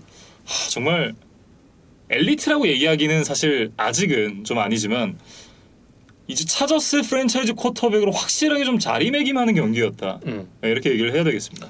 그래서 차저스는 정말 좋은 소식들이 많았어요. 그러니까 허버트가 더 성장해서 돌아왔고 오라인 좋아졌고 스킬 플레이어진이 또 건강했어요. 네. 뭐 에클러나 키넌 앨런, 마이클 윌리엄스 이런 선수들 다 정상적으로 경기 뛰어줬고 더윈 제임스가 또 돌아왔습니다. 그리고 수비 전문가 스탠리 감독이 어쨌든 수비를 잘 조련한 것으로 보여요. 그러니까 정말 이렇게 좋은 소식들만 있다 보니까 AFC 웨스트에서 뭐 다른 팀들도 다 승리를 거두기는 했지만 차저스가 칩스의 어떤 대항마가 되지 않을까 하는 기대감을 품기에 충분한 경기력이었다. 그렇게 좀 평가를 하겠습니다. 네. 어쨌든 뭐 차저스가 굉장히 좋은 모습을 좀 보여주면서 승리를 가져갔다. 뭐 이렇게 얘기를 해야겠죠. 차저스와 워싱턴 풋볼팀의 경기에 대해서 살펴봤습니다. 다음은 시애틀 시옥스와 인디애나폴리스 콜츠인데요. 사실 지난주 프리뷰 때 러셀 윌슨이 있는 한 시옥스는 언제나 강팀이다 라고 말씀을 드렸는데 윌슨이 왜 자신이 엘리트 쿼터백인지 왜 자신만 있으면 이 팀은 강팀이 되는지를 확실하게 보여줬습니다. 그러니까 저는 경기 중에 나왔던 자막 중에 좀 인상적인 게 있어서 이걸 이제 윌슨과 좀 결부시켜서 말씀을 드리고 싶은데 이번 시즌 개막전에 주전 쿼터백을 바꾼 팀이 총 15팀이었다 그래요. 그러니까 거의 절반에 가까운 변화입니다. 그렇죠. 이게 지금 1999 시즌과 함께 역대 최다 기록이라고 하는데 결국 이거는 뭐 이렇게 봐야죠. 프랜차이즈 쿼터백을 찾는데 많은 팀들이 어려움을 겪고 있고 계속해서 뭔가 그 어떤 정답을 찾기 위해 변화를 가져가고 있는 팀들이 많다. 네. 근데 지금 러셀 윌슨은 10시즌 동안 단 한 경기도 빠짐없이 주전으로 나왔어요. 그러니까 매경기 출근 도장을 찍는 정말 개근생, 모범생이거든요. 그러면서 뭐 슈퍼볼 우승도 했고 뭐 준우승도 한번 했었죠. 그러니까 이렇게 좀 모든 팀들이 쿼터백을 찾아 헤매는 이 시대에 러셀 윌슨의 가치는 우리가 조금 더 높게 쳐줘야 되지 않나 뭐 이런 생각이 듭니다. 네, 이날 이제 78.2%의 패스 성공률과 함께 254 패싱 야드, 4개 패싱 터치다운을 기록했었던 러셀 윌슨 선수였고 패서 레이팅이 152.3이었어요. 거의 만점에 가까운 패서 레이팅을 받았던 이 러셀 윌슨 선수였습니다. 그리고 이제 영혼의 단짝이죠. 타일러 러켓 선수가 단 4번의 캐치로 정확하게 100야드 기록을 했고 터치다운도 2개를 기록을 했는데 전반 막판의 터치다운은 진짜 대박이었어요. 어깨로 쓱 한번 페이크 주고 달리니까 아무도 못 잡더라고요. 그러니까 이 러셀 윌슨과 타일러 로켓 그리고 DK 메칼프까지 뭐 칩스의 삼각편대에 못지않은 어떤 파괴력을 가진 뭐 그런 이제 트리오가 아닌가 싶고 네. 이제 윌슨이 지난 시즌에 좀 러닝백들이 없다 보니까 좀 턴오버가 늘어났다 이런 이야기를 드렸는데 이번 경기에서는 크리스 카슨이 건강한 모습으로 돌아와 줬어요. 예. 그러다 보니까 시애틀이 자신들이 잘하던 방식으로 돌아가서 러셀 윌슨도 더 편안하게 좀 경기를 진행할 수 있었던 것 같습니다. 그래서 팀 전체적으로 봐도 27번의 러싱에 23번의 패싱 시도예요. 그러니까 굉장히 좀 밸런스가 좋았다는 생각이 그렇죠. 들고 카슨도 16번 시도에 91야드. 그러니까 지금 평균 5.7야드거든요. 그러니까 굉장히 효율적인 모습으로 러싱 공격을 좀 이어가 줬다. 이런 점들을 좀 칭찬을 하고 싶고 굳이 오게티를 꼽자면 라시아드 페니가 오랜만에 경기 나왔는데 또 이제 경기 중에 부상을 당하고 말았어요. 그러니까 공 2번 터치하고 종아리 부상으로 이제 아웃이 됐는데 향후 몇 주 정도 뛸 수 없을 거라는 뉴스가 나왔고요. 정도에 따라 다르겠지만 이 선수의 포지션이 러닝백임을 감안하면 빨리 돌아오긴 좀 쉽지 않다 이렇게 봐야 될 것 같습니다. 왜냐하면 지금 메이저리그에 마이크 트라우트 선수가 종아리 부상을 5월에 당했거든요. 아직까지 못 돌아왔어요. 그러니까 물론 야구 선수들도 공을 치고 나면 전속력으로 뛰긴 하지만 러닝백은 뛰는 게 1인 포지션이잖아요. 근데 그런 부분을 생각을 해보면 이 선수가 빨리 돌아올 수 있겠느냐 사실 그건 쉽지 않다 이런 생각이 좀 들고요. 그러니까 페니가 지금 1라운드 픽 출신이고 이번 시즌이 끝나면 아마 FA가 되는 걸로 알고 있는데 뭐 계속 이렇게 좀 부상을 당한다는 이미지가 각인이 되면 FA가 됐을 때 누가 이 페니를 찾을까 좀 걱정이 되는 상황입니다. 네. 그리고 이제 시애틀 입장에서는 굉장히 다행스러웠던 것이 랩 태클 이 드웨인 브라운 선수가 돌아왔습니다. 계약 조건을 좀 재조정을 했다고 하는데요. 일단 패스 블락 상황에서 굉장히 좋은 모습 보여줬어요. 그러니까 시애틀의 오라인이 저희가 이제 약하다 이야기를 하지만 이 레프트 태클 드웨인 브라운만큼은 굉장히 준수한 모습을 보여주는 선수입니다. 그래서 이 선수가 어쨌든 시즌을 앞두고 뭐 마음을 다잡고 이제 팀에 합류를 했다는 거는 뭐 윌슨과 시애틀에게는 굉장히 좋은 소식이에요. 네. 코치 얘기로 좀 넘어가 볼까요? 코치는 이제 카슨 웬츠 선수가 선발로 나왔습니다. 당초 이제 저희가 말씀드렸듯이 뭐 코로나 이슈도 있었고 이 선수가 비시즌에 이제 수술도 하면서 1주차에 선발로 나올 수 있겠느냐 쉽진 않겠다라고 얘기를 했었는데 글쎄요. 일단은 선발로 나왔는데 스탯을 보면 38번의 패스 시도에 25번 성공, 251야드에 2개 터치다운, 인터셉션 없었으니까 스탯만 보면 괜찮은데? 나쁘지 않았는데? 라고 얘기를 할 수는 있는데 물론 이제 여러 가지 변명거리가 있습니다. 뭐 샘 태비랑 에릭 피셔가 빠진 오라인 그리고 이제 그러면서 색도 3번을 당했고 10번의 QB 히트를 맞았어요. 거기다가 이제 러싱까지 원활하지 않았던 부분 이런 부분도 고려를 해야겠지만 가비지 타임에서 나왔던 마지막 터치다운을 제외하고 나면 사실 이날 경기 스코어는 28대 10이었거든요. 그러니까 그 시점까지의 카슨 웬츠 선수의 성적을 제가 간의 수공업으로 좀 계산을 해봤거든요. 이 28대 10까지의 성적이 28번의 패스 시도에 18번 성공, 184야드에 터치다운 하나. 뭐 이 성적도 사실 못했다라고 얘기를 하긴 좀 애매하지만 글쎄요. 저는 콜츠가 이런 성적을 기대하고 이 선수를 데리고 오진 않았을 거라고 생각을 해요. 뭐 저는 뭐 웬츠를 약간 변호하고 싶은 마음도 있고 웬츠를 또 지적하고 싶은 마음도 있는데 이제 변호를 먼저 해보자면 뭐 앞서 말씀해주셨던 뭐 주요 선수들의 이탈에 T.Y. 힐튼도 이날 나오지를 못했어요. 그러니까 T.Y. 힐튼도 지금 목 부상 때문에 IR 리스트에 올라갔기 때문에 당분간 출전이 어렵거든요. 이제 그러면서 스킬 플레이어진도 조금 빈약해졌다. 뭐 이런 이야기들을 좀 드리고 싶고, 근데 이제 반면에 그 2번의 결정적인 포스다운 상황에서의 모습이 좀 아쉬웠다. 그 얘기를 좀 말씀을 드리고 싶은데 10대 21로 끌려가던 3쿼터 후반 이제 포스의 원이었는데 네. 센터와 스냅 호흡이 맞지 않으면서 공격을 제대로 시도해보지도 못하고 펌블을 하고 그렇죠. 말았어요. 이게 굉장히 아쉬웠고 두 번째는 이제 4쿼터 10분여를 남겨놓고 포스앤2 상황이었는데 좀 중장거리 패싱을 노리다가 색을 당하고 말았거든요. 그러니까 결과론적인 이야기라고 말씀하실 수도 있지만 저희가 앞서 말씀드렸듯이 오펜시브 라인이나 스킬 플레이어진이 조금 없었던 상태였다. 그러면 차라리 숏패스를 통해서 어떤 일단 리시버에게 공을 주고 뭐 야드 애프터 캐치를 노리는 작전은 어땠겠느냐. 네. 아니면 뭐 러싱 시도를 해보는 건 어떻겠느냐. 뭐 그런 생각이 드는 거죠. 그리고 아니면 이제 그때가 상대 진영 18야드 지점에서 공격을 했으니까 일단 필드골을 차고 원 포지션으로 추격을 한 뒤에 나중에 후위를 도모하는 방법도 있었거든요. 그러니까 경기가 10분이나 남았으니까. 그러니까 그런 여러 가지 선택지들이 있었는데 조금 무리하게 중장거리 패스를 시도하다가 색을 당한 것은 좀 아쉬웠다. 네. 물론 뭐 플레이 콜링의 어떤 지시를 받고 뭐 이행한 거긴 하겠지만 어쨌든 전체적인 어떤 과정 결과다 아쉬웠다. 그렇게 좀 말씀을 드리겠습니다. 네. 사실 이제 이 콜츠라는 구단이 지금 팀을 빌딩해 가는 과정에 있는 팀이 아니라 어느 정도 나름 완성이 된 팀이고 그리고 지금 지구 우승을 노리는 팀이잖아요. 그런 부분을 고려를 해봤을 때 냉정하게 얘기해서 카슨 웬츠의 데뷔전은 합격점을 주긴 좀 어려운 것 같아요. 아마 이제 그런 느낌을 좀 받으셨던 이유 중에 하나는 또 빅플레이가 너무 없었기 때문이 아닌가. 그러니까 이날 웬츠의 기록을 보면 20 플러스 야드 플레이를 만들어냈던 것이 페리스 캠벨에게 던져진 24야드 패스 딱 한 번입니다. 그러니까 전체적으로 조금 지지부진한 느낌이 드는 경기력이었어요. 네. 이제 그러다 보니까 좀 너무 높은 점수를 주기는 좀 힘들다 이런 생각이 저도 들고 콜츠가 이번 시즌 개막전까지 패하면서 지금 개막전 8연패에 빠져 있습니다. 그래서 지금 브라운스가 언제 뭐 개막전에서 이길지 모르겠지만 혹시 브라운스가 먼저 깨면 이 어떤 개막전 연패 징크스는 이제 콜츠가 좀 이어받게 되지 않을까? 뭐 그런 걱정이 또 드는 상황입니다. 네, 이렇게 이제 시애틀 시옥스와 인디애나폴리스 콜츠에 대해서 얘기를 해봤고요. 다음 살펴볼 경기는 뉴욕 제츠와 캐롤라이나 팬서스의 경기입니다. 이 경기 19대 14로 팬서스가 승리를 가져갔는데 샘 다놀드 매치에서 샘 다놀드가 승리를 가져갔습니다. 그런데 이제 주인공은 다놀드였다기보다 결국엔 크리스찬 맥카프리였던 것 같다. 뭐 그렇게 좀 요약을 하고 싶습니다. 네, 그러니까 저는 그렇게 좀 적어왔어요. 샘 다놀드가 제가 생각했던 것만큼 그렇게 나쁜 선수는 아니었던 것 같다.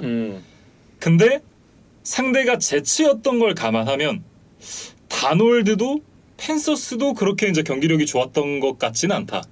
이렇게 적어왔는데 사실 이제 두 쿼터백만 좀 비교를 해보면 이날 두 선수가 좀 비슷한 스탯을 기록을 했어요. 물론 이제 윌슨이 하나의 인터셉션을 정립을 하긴 했지만 터치다운을 하나를 더 기록했고 그런 측면에서 봤을 때 스탯은 좀 비슷하다라고 본다면 윌슨이 더 좋은 경기를 했다라고 보기는 어렵겠지만 후반전에 보여줬던 모습 그리고 상대 수비의 압박 그리고 팀 동료들의 수준을 고려를 했을 때 두 선수 중에 누가 더 나은 선수인가? 라고 생각하면 전 잭 윌슨. 그런 측면에서 보면 다놀드를 버린 거는 제츠 입장에서 맞는 선택이었고 다놀드가 펜서스에 와서 했던 모습을 생각을 하면 펜서스로서도 이 다놀드 영입은 나쁘지 않은 선택이었다. 결국은 어떻게 보면 이 트레이드는 윈윈일 수 있다. 라는 생각이 들어요. 그럼 여기서 질문 하나. 네. 뒤에 이제 저희가 덴버 이야기를 할 테지만 브리지워터 굉장히 잘했거든요. 네네네. 그거는 어떻게 생각하시나요? 아... 결국 브리지워터를 버리고 다놀드를 선택한 거기 때문에 글쎄요. 그러니까 브리지워터에게는 어느 정도 한계를 본 것이 아닌가. 네. 우리가 쓸 수 있는 쿼터백은 아닌 것 같아요. 뭐 딴 팀 가서 잘하면 어쩔 수 없지만 우리는 뭐 충분히 해볼 만큼 해봤다라고 생각을 했던 거겠죠.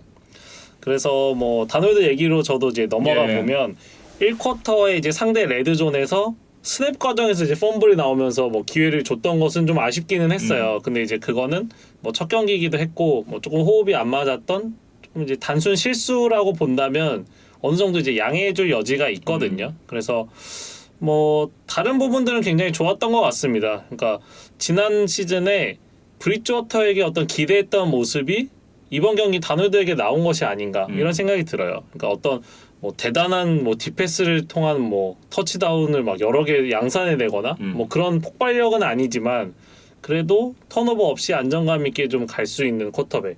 좀 그런 어떤 경기력을 분명히 다놀드가 보여줬기 때문에 네. 일단 다놀드 1주 차에는 좀 합격점을 주고 싶습니다. 뭐 어쨌든 이 경기의 결정적인 차이점을 가져다 준 선수는 말씀해 주셨던 대로 크리스찬 맥카프리 선수였습니다. 이날 러싱에서 21번의 캐리, 98 러싱 야드를 기록을 했고 리시빙에서 9번의 캐치, 89 리시빙 야드를 기록을 하면서 총 187 스크리미지 야드를 기록을 하게 됐는데요. 일단 이제 팬서스의 가장 큰 수확은 승리도 승리지만 크리스찬 맥카프리가 건강하게 돌아왔다는 것이 아닐까 싶어요. 그런데 저는 이제 노파심에 네. 좀 한 가지 말씀을 드려보면 팬서스가 이날 63번의 공격 플레이를 했거든요. 근데 지금 맥카프리에게 공이 간 횟수가 30번입니다. 그렇습니다. 그러니까 이게 뭐 비율로 보면 지금 47.6%의 공격 점유율이에요. 그러니까 저희가 뭐 지난 시즌에 한번 말씀드렸는데 그 신치용 감독의 삼성화재 그 배구단 그 용병 몰빵 배구에 대해서 저희가 한번 말씀을 드렸잖아요. 네. 그러니까 배구도 이런 공격 점유율을 많이 언급을 하는데 거의 그에 준하는 지금 어떤 좀 혹사, 좀 맥카프리에 대한 지나친 의존 이런 것들이 좀 보이기는 했어요. 네. 그래서 물론 첫 경기니까 아직 맥카프리가 쌩쌩했겠지만 시즌을 치르면서는 좀 관리가 필요한 부분이다. 예. 그리고 특히 이번 시즌 한 경기 더 늘어났으니까 그래서 팬서스가 이 점을 좀 잘 체크를 해가면서 좀 시즌을 치러야 될 것 같고 결국에는 이번 드래프트 4라운드에서 뽑은 백업 러닝백 추바 허바드라는 선수가 있어요. 근데 이 선수가 맥카프리의 짐을 얼마나 덜어줄 수 있느냐 이게 좀 남은 시즌은 과제가 아닌가 싶습니다. 그리고 이제 팬서스 수비도 좀 칭찬을 해보자면 지금 이날 경기 14점으로 막았으니까 어쨌든 네. 잘했습니다. 뭐 전체적으로 D라인 선수들이 윌슨을 좀 공략을 했고 그다음에 이제 라인베커 쪽에서는 샤크 톰슨의 활약이 좀 빛났어요. 이날 네. 뭐 3개의 패스 굴절, 1개의 색, 1개 인터셉션 굉장히 골고루 이제 좀 플레이메이킹들을 해주면서 뭐 팀 승리를 지키는 데 좀 일조를 했습니다. 예. 뭐 어쨌든 이 팬서스는 뭐 나름 전반적으로 제츠를 만나서 좀 손쉬운 경기를 가져갔다라고 얘기를 해야 될 것 같고 제츠는 뭐 잭 윌슨의 데뷔전이기도 했고 이 로버트 살라의 감독 데뷔전이기도 했는데 잭 윌슨은 사실 나쁘지 않은 데뷔전을 치렀다고 앞서 말씀을 드렸고 로버트 살라로서는 조금 속이 쓰릴 만한 뭐 그런 경기였다라고 말씀을 드려야 될 것 같은데 어쨌든 코리 데이비스가 5번의 캐치로 97야드 2개의 터치다운을 만들어내면서 좋은 모습을 또 보여줬습니다. 저는 사실 잭 윌슨의 나쁘지 않은 데뷔전 코리 데이비스의 활약 제츠의 좋은 소식은 딱 여기까지인 것 같아요. 그러니까 윌슨 이야기를 조금만 더 해보자면 네. 특히 그 마지막 추격을 하는 터치다운 드라이버가 굉장히 인상적이었어요. 그러니까 경기 종료 4분 30초를 남겨둔 상황이었는데 10번의 플레이를 모두 패스로만 해서 지금 93야드짜리 드라이브를 만들어냈거든요. 네. 그러니까 이게 좀 인상적인 게 뭐냐면 이제 투 포지션을 쥐고 있고 시간이 얼마 안 남았잖아요. 그러면은 공격팀도 패스를 해야 된다는 걸 알고 상대 수비도 그걸 알고 있어요. 그러니까 어떻게 보면 머스트 패스 시츄에이션이라고 할 수 그렇죠. 있는데 그런 상황에서 윌슨이 상대의 어떤 견제를 이겨내고 터치다운을 만들어냈다는 점. 그러니까 어떻게 보면 패를 훤히 까고 싸우는데도 어쨌든 상대와 대등한 싸움을 해서 어느 정도 이겨냈다는 점. 이 점은 분명히 좀 칭찬을 해주고 싶은 부분입니다. 네. 좋은 점에 대해서 이제 말씀을 드렸으니까 이제 좋지 않았던 점 혹은 이제 문제점에 대해서 얘기를 해야 되는데 뭐 경기를 진 것도 문제지만 너무 많은 걸 잃었어요. 그러니까 부상자가 너무 많이 나왔는데 디마커스 조이너 선수가 삼두근 쪽에 건파열로 수술을 받게 됐습니다. 시즌 아웃이 예상이 되고요. 랩태클 메카이 벡튼 선수가 무릎 부상으로 또 경기 중간에 나갔죠. 4에서 6주 정도 결장 예정이라고 합니다. 거기다가 뭐 라인베커 제이미언 셔우드 선수가 발목 부상으로 한 2주 정도 못 나올 거고 그리고 블레이크 캐시먼 선수도 지금 햄스트링으로 한 2주 정도 거기다가 이제 펀터 브랜든맨 선수도 무릎 부상으로 한 6주 정도를 보고 있더라고요. 그러니까 너무 많은 선수들이 첫 경기부터 부상으로 이탈을 하게 됐어요. 특히 이 미카이 벡튼의 이탈이 굉장히 아쉬운데 그러니까 제츠가 최근 몇 년간 이 오펜시브 라인을 강화하기 위해서 굉장히 많은 드래프트 픽을 쓰고 그래서 굉장히 심혈을 기울였던 부분이잖아요. 근데 이날 경기 오펜시브 라인이 제 역할을 해주지도 못했고 또 이제 핵심 피스인 미카이 벡튼까지 부상이 당했기 때문에 네. 제츠의 단장으로서는 좀 속이 많이 쓰릴 만한 그런 결과였다. 이렇게 좀 말씀을 드리고 싶고 네. 러닝백을 좀 영입을 빨리 했었으면 좋겠어요. 그러니까 볼티모어가 잽싸게 라테비어스 머리를 영입을 했던 것과 대조적으로 네. 제츠는 지금 테빈 콜먼에게 그냥 넘버원 러닝백 역할을 맡겼거든요. 근데 이날 지금 콜먼이 24야드를 전진했습니다. 예. 그러니까 경기를 좀 끌려가고 있었던 상황임을 감안하더라도 너무 저조한 성적이에요. 그래서 지금 1년차 쿼터백 잭 윌슨이 한 시즌을 꾸려가야 하는 상황에서 뭐 윌슨을 직접적으로 지켜주는 오라인도 중요하지만 이 러닝백에게 공을 준다는 거는 어떻게 보면 쿼터백이 지금 빠져 있을 수 있는 기회를 주는 거기도 하잖아요. 그렇죠. 근데 이제 그 러싱 공격이 너무 빈약하다 그러면 윌슨이 40번, 50번 패스를 계속 던져야 되는 상황이 자주 나올 거고 그러면 좀 문제가 더 생길 여지가 있기 때문에 제츠가 이 부분에 대해서는 좀 빠르게 개선을 좀 해야 될 것 같습니다. 네. 뭐 어쨌든 모두가 예상했던 결과였고 결과 그대로 흘러갔지만 어딘가 보는데 좀 짠했던 그런 경기였다. 이렇게 정리를 해보겠습니다. 그러니까 이 신인 쿼터백을 높은 드래프트 픽에서 뽑으면 그 4월부터 이 개막하기 9월까지 5개월 동안 굉장히 행복합니다. 그 팀 팬들은. 잭슨빌 얼마나 행복했어요. 그러니까 우리 팀이 뭐 금방이라도 뭐 뉴잉글랜드 왕조가 될 것 같고 그 우리 팀 쿼터백이 톰 브레이디가 될 것 같은 어떤 좀 꿈을 꾸게 되는데 이게 또 막상 개막에 들어가면 그 현실이 되기가 쉽지 않거든요. 아, 이 얘기는 남 얘기 같지 않은데요. 그래서 뭐 제츠 팬들은 조금 기대감보다는 좀 아쉬운 결과를 받을 수밖에 없었고 네, 제츠가 졌는데 왜 제가 뼈를 맞은 느낌이죠? 그리고 이제 이 경기에 좀 의미 있는 사건이 하나 있어서 그거에 대해서 좀 정리를 해드리고 싶은데 예. 마이야 차카라는 라인심이 NFL 역사상 최초의 흑인 여성 심판으로 데뷔를 했습니다. 그러니까 여성 심판은 이미 앞서 두 분이 계셨어요. 네.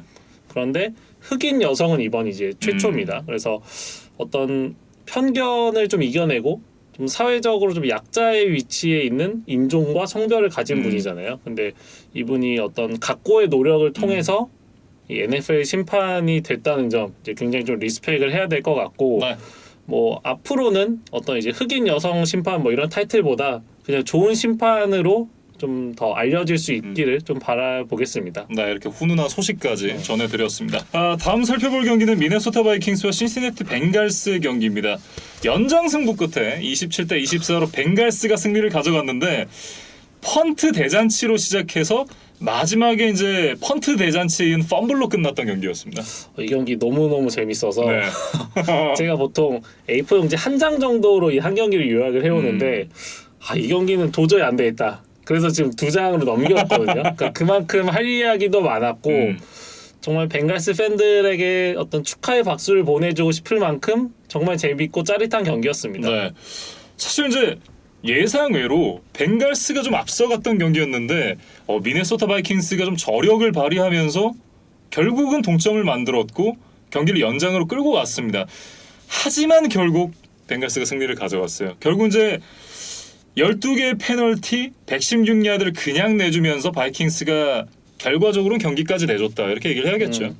그래서 일단은 뭐 버로우 이야기를 먼저 해보면 1쿼터 3번의 드라이브에서는 좀 실망스러웠어요. 그렇죠. 아직 좀 컨디션이 안 올라왔나? 뭐 아직 부상에 대한 트라우마가 남아있나?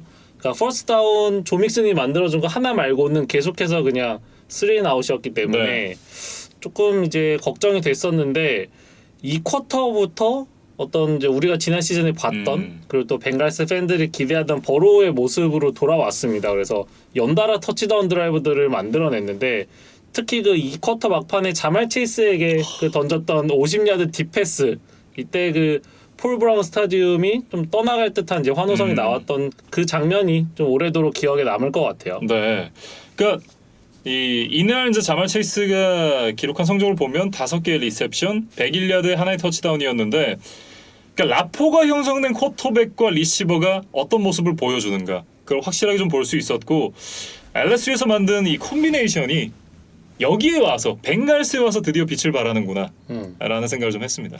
사실 자말 체이스는 이제 프리시즌 때 드랍 이슈 때문에 조금 이제 지적을 받았다고 말씀을 드렸는데 이번 경기에서는 전혀 그런 모습을 찾아볼 수가 없었고 또 이 경기를 앞두고 자말 체이스가 굉장히 이제 당돌한 도발을 좀 했었더라고요. 그래서 그 내용에 대해서 좀 설명을 드려보면 이 상대 코너백이 이제 LSU 대학 선배인 패트릭 피터슨인데 예. 이 피터슨을 겨냥해서 내 하이라이트 필름에 패트릭 피터슨을 등장시키겠다. 그러니까 이 얘기는 뭐냐면 피터슨을 상대로 어떤 멋진 플레이를 만들어내서 이제 피터슨이 당하는 역할로 내 하이라이트 필름에 나오게 하겠다. 이제 그렇죠. 이런 이야기죠. 네. 그래서 굉장히 당돌하다. 과연 할 수 있을까? 좀 뭐 기대 반 걱정 반이었는데 물론 이제 피터슨을 상대로 한 터치다운은 아니기는 했지만 이제 분명히 자말 체이스의 어떤 커리어 하이라이트 필름에 나올 만한 장면을 만들어냈다. 이제 그 부분은 좀 인정을 해야 될 것 같습니다. 이 선수가 정말 긴 커리어를 이어가게 된다라고 하면 항상 그 첫 시작은 어디였느냐는 무조건 나오게 돼 있거든요. 네, 그런 기념비적인 터치다운을 또 빅플레이로 만들어냈으니까 굉장히 뭐 의미 있는 터치다운이었다. 뭐 이렇게 얘기를 해야겠죠. 그리고 또 하나 의미가 있는 게 이 LSU 시절의 동료였던 저스틴 제퍼슨과의 어떤 자존심 대결이기도 했어요. 그렇죠. 그러니까 사실 대학 시절에는 자말 체이스가 넘버 1이고 제퍼슨이 넘버 2였는데 자말 체이스가 1년 쉬는 사이에 제퍼슨이 프로에 먼저 와서 굉장히 센세이셔널한 모습을 보여줬기 그렇죠. 때문에 프로에서는 제퍼슨이 더 잘하는 거 아니야? 또 프리시즌 때 못했잖아요. 체이스가 그렇죠. 이제 그런 좀 사람들의 어떤 뭐 뒷말들이 좀 있었을 텐데 네. 적어도 이 경기에서만큼은 자말 체이스가 판정승을 거뒀거든요. 그래서 이 부분도 좀 굉장히 기분이 좋았을 것 같습니다. 네, 이날 사실 이제 저스틴 제퍼슨 선수는 이 벵갈스의 수비에 좀 꽁꽁 묶이는 모습이었고 물론 그럼에도 이제 이 적지 않은 야들을 기록을 하긴 했습니다만 저희가 기대하던 제퍼슨의 모습과는 좀 거리가 있었고요. 그리고 저는 이 앞서도 말씀을 해주셨지만 이날 이 조 버로우 선수가 건강하게 돌아와서 굉장히 좋은 활약을 펼칠 수 있었던 부분, 특히나 이제 뭐 큐비 스닉이라든지 이런 부분은 완전히 좀 트라우마에서 벗어나야지만 할 수 있는 부분들이잖아요. 저도 굉장히 그 장면이 놀라웠어요. 그러니까 잭 테일러 감독과 조 버로우가 이렇게 첫 경기부터 몸을 사리지 않고 뭐 100%로 어떻게 보면 조금 리스키한 플레이들을 시도를 하는구나. 이게 예. 굉장히 좀 놀라웠고 아마도 벵갈스 팀 동료들도 이 장면을 보고 뭔가 더 동기부여가 되지 않았을까? 이런 생각이 듭니다. 그래서 버로가 특히 또 연장 마지막 드라이브에서 포스 앤 인티스 상황이었는데 좀 안정적으로 러싱을 할 것이라는 예상과 달리 과감한 디패스로 이제 필드골 레인지를 단번에 들어갔단 말이에요. 네. 그래서 그 부분도 굉장히 인상적이었고 뭐 5개의 색을 당했지만 어떤 부상에 대한 위험 없이 바로바로 일어났다는 점 이런 점들 굉장히 고무적이었습니다. 그리고 이 경기에 이제 또 하나의 주인공이라고 해야겠죠. 물론 이제 복귀전을 잘 치렀던 조 버로우가 한 명의 또 주인공이었다면 또 한 명의 주인공 바로 이 에반 맥퍼슨 선수가 되겠습니다. 그러니까 이 선수가 이제 키커인데 이번 드래프트에서 유일하게 드래프트 픽을 받았던 키커예요. 네. 그러니까 이 선수가 5라운드 149번이니까 키커치고는 굉장히 높은 순번으로 뽑혔습니다. 그래서 이 선수에 대해서 저도 잘 몰랐는데 이번 경기를 통해서 좀 찾아보니까 재밌는 이야기가 많은 선수더라고요. 그래서 좀 준비를 해봤는데 플로리다 대학 출신입니다. 네. 그리고 대학 3시즌 동안 150번의 엑스트라 포인트를 차서 한 번밖에 실패를 안 했어요. 그러니까 굉장히 정확도가 높고 필드골도 지금 60개 중에 51개를 성공시켰거든요. 그러니까 이게 50번 이상의 필드골을 시도한 SEC 컨퍼런스 키커들 중에 가장 높은 성공률이에요. 이게 지금 85%니까 네. 굉장히 높고 고등학교 시절에 60야드를 넣은 적이 있다고 합니다. 그리고 대학 시절에도 55야드를 성공시킨 적이 있어요. 그러니까 그 정도로 굉장히 장거리 킥에 능하고 네. 50야드 이상을 8개 중에 5개나 넣었다고 하니까 이 정도면 이제 믿을 만한 선수죠. 이 정도면 SEC의 이 저스틴 터커였다 이렇게 얘기를 해야겠죠. 그래서 사실은 이미 돌핀스와의 프리시즌 경기에서 57야드 필드골을 넣으면서 이 선수가 지금 보통 내기가 아니다라는 네. 어떤 신호들이 감지가 됐었는데 이렇게 바로 개막전부터 사고를 칠 줄은 몰랐어요. 네. 그래서 사실 4쿼터 초반에 리드를 벌리는 53야드 필드골을 성공을 시켰고 그다음에 이제 연장 마지막에 33야드짜리 결승 필드골을 넣었습니다. 네. 그러니까 루키가 데뷔전에서 50야드 이상 필드골을 넣었다. 그러고 거리는 짧았지만 어떤 끝내기 상황의 필드골 굉장히 긴장될 수 있는 상황이었는데 그거를 이겨냈다. 이 두 가지를 동시에 해냈다는 거는 또 분명히 이제 존중을 해줘야 될 부분이 아닌가 싶어요. 네. 어쨌든 루키 키커가 팀의 승리를 견인한 중요한 역할을 또 해줬다. 뭐 이렇게 얘기를 해야겠죠. 이렇게 이제 이 에반 맥퍼슨 선수에 대해서 얘기를 해봤고요. 이제 바이킹스 얘기를 좀 해보도록 하죠. 저는 사실 이 경기의 책임을 커크 커즌스에게 묻는다는 것은 좀 불합리한 것 같다라는 생각을 해요. 왜? 딱 자기 깜냥만큼 했어요. 사실 굉장히 잘했습니다. 네. 그러니까 뭐 350야드 이상 던졌고 2개 터치다운, 그리고 특히 이제 4쿼터 막판에 타임아웃이 없었던 상황인데도 침착하게 필드골 동점을 유도를 했거든요. 예. 그래서 커즌스에게 좀 패배의 책임을 묻기에는 힘든 점이 있습니다. 네, 일단 오라인 사정도 감안하면 사실 본인이 해줄 수 있는 거 이상을 좀 해줬다라고 봐야 될 것 같고 21대 7에서 24대 24까지 따라갔으면 사실 커즌스가 해줄 몫은 다 해줬어요. 근데 사실 애덤 딜런과 뭐 KJ 오스본 이런 이제 리시버들이 잘해줬던 반면에 델빈 쿡이 결국 좀 아쉬웠다고 봐야겠죠. 그 마지막 펌블. 그러니까 사실 기록적으로는 100 스크리미지 야드를 넘었어요. 네. 이거는 이제 괜찮았는데 러싱에서 일단 평균 3.1야드밖에 되질 않았으니까 좀 효율적이지 않았고, 이제 말씀해주셨던 사실 필드골 레인지를 거의 눈앞에 둔 상황이었는데 거기서 펌블을 범하면서 이제 패배의 빌미를 제공했다, 이렇게 좀 말씀을 드려야겠습니다. 네. 사실 이게 그 앞서 저희가 개막전 얘기할 때 얘기했었던 그 패스 인터피리언스 반칙이랑 비슷한 것 같아요. 이게 진짜 펌블이냐 아니냐 사실 조금 애매해요. 그러니까 영상만 봤을 때는 확실하게 펌블이다라고 얘기하기는 좀 어려운 것 같은데 펌블이 아니라고 얘기하기도 어려워요. 그러니까 이게 뭔 개소리냐라고 생각을 하시겠지만 사실 이게 저희는 영상을 돌려보는 거잖아요. 여기 눈앞에서 딱 이렇게 보는 게 아니니까 영상을 돌려보는데 영상만 봤을 때는 참 애매한 부분들이 존재하거든요. 그러니까 특히나 이 장면은 좀 화면에 가려 잘 보이지 않는 그런 부분들이 많았었고, 그래서 최초 판정이 중요한 건데 뭐 바이킹스 입장에서는 굉장히 좀 아쉽게 됐다라고 얘기할 수밖에 없네요.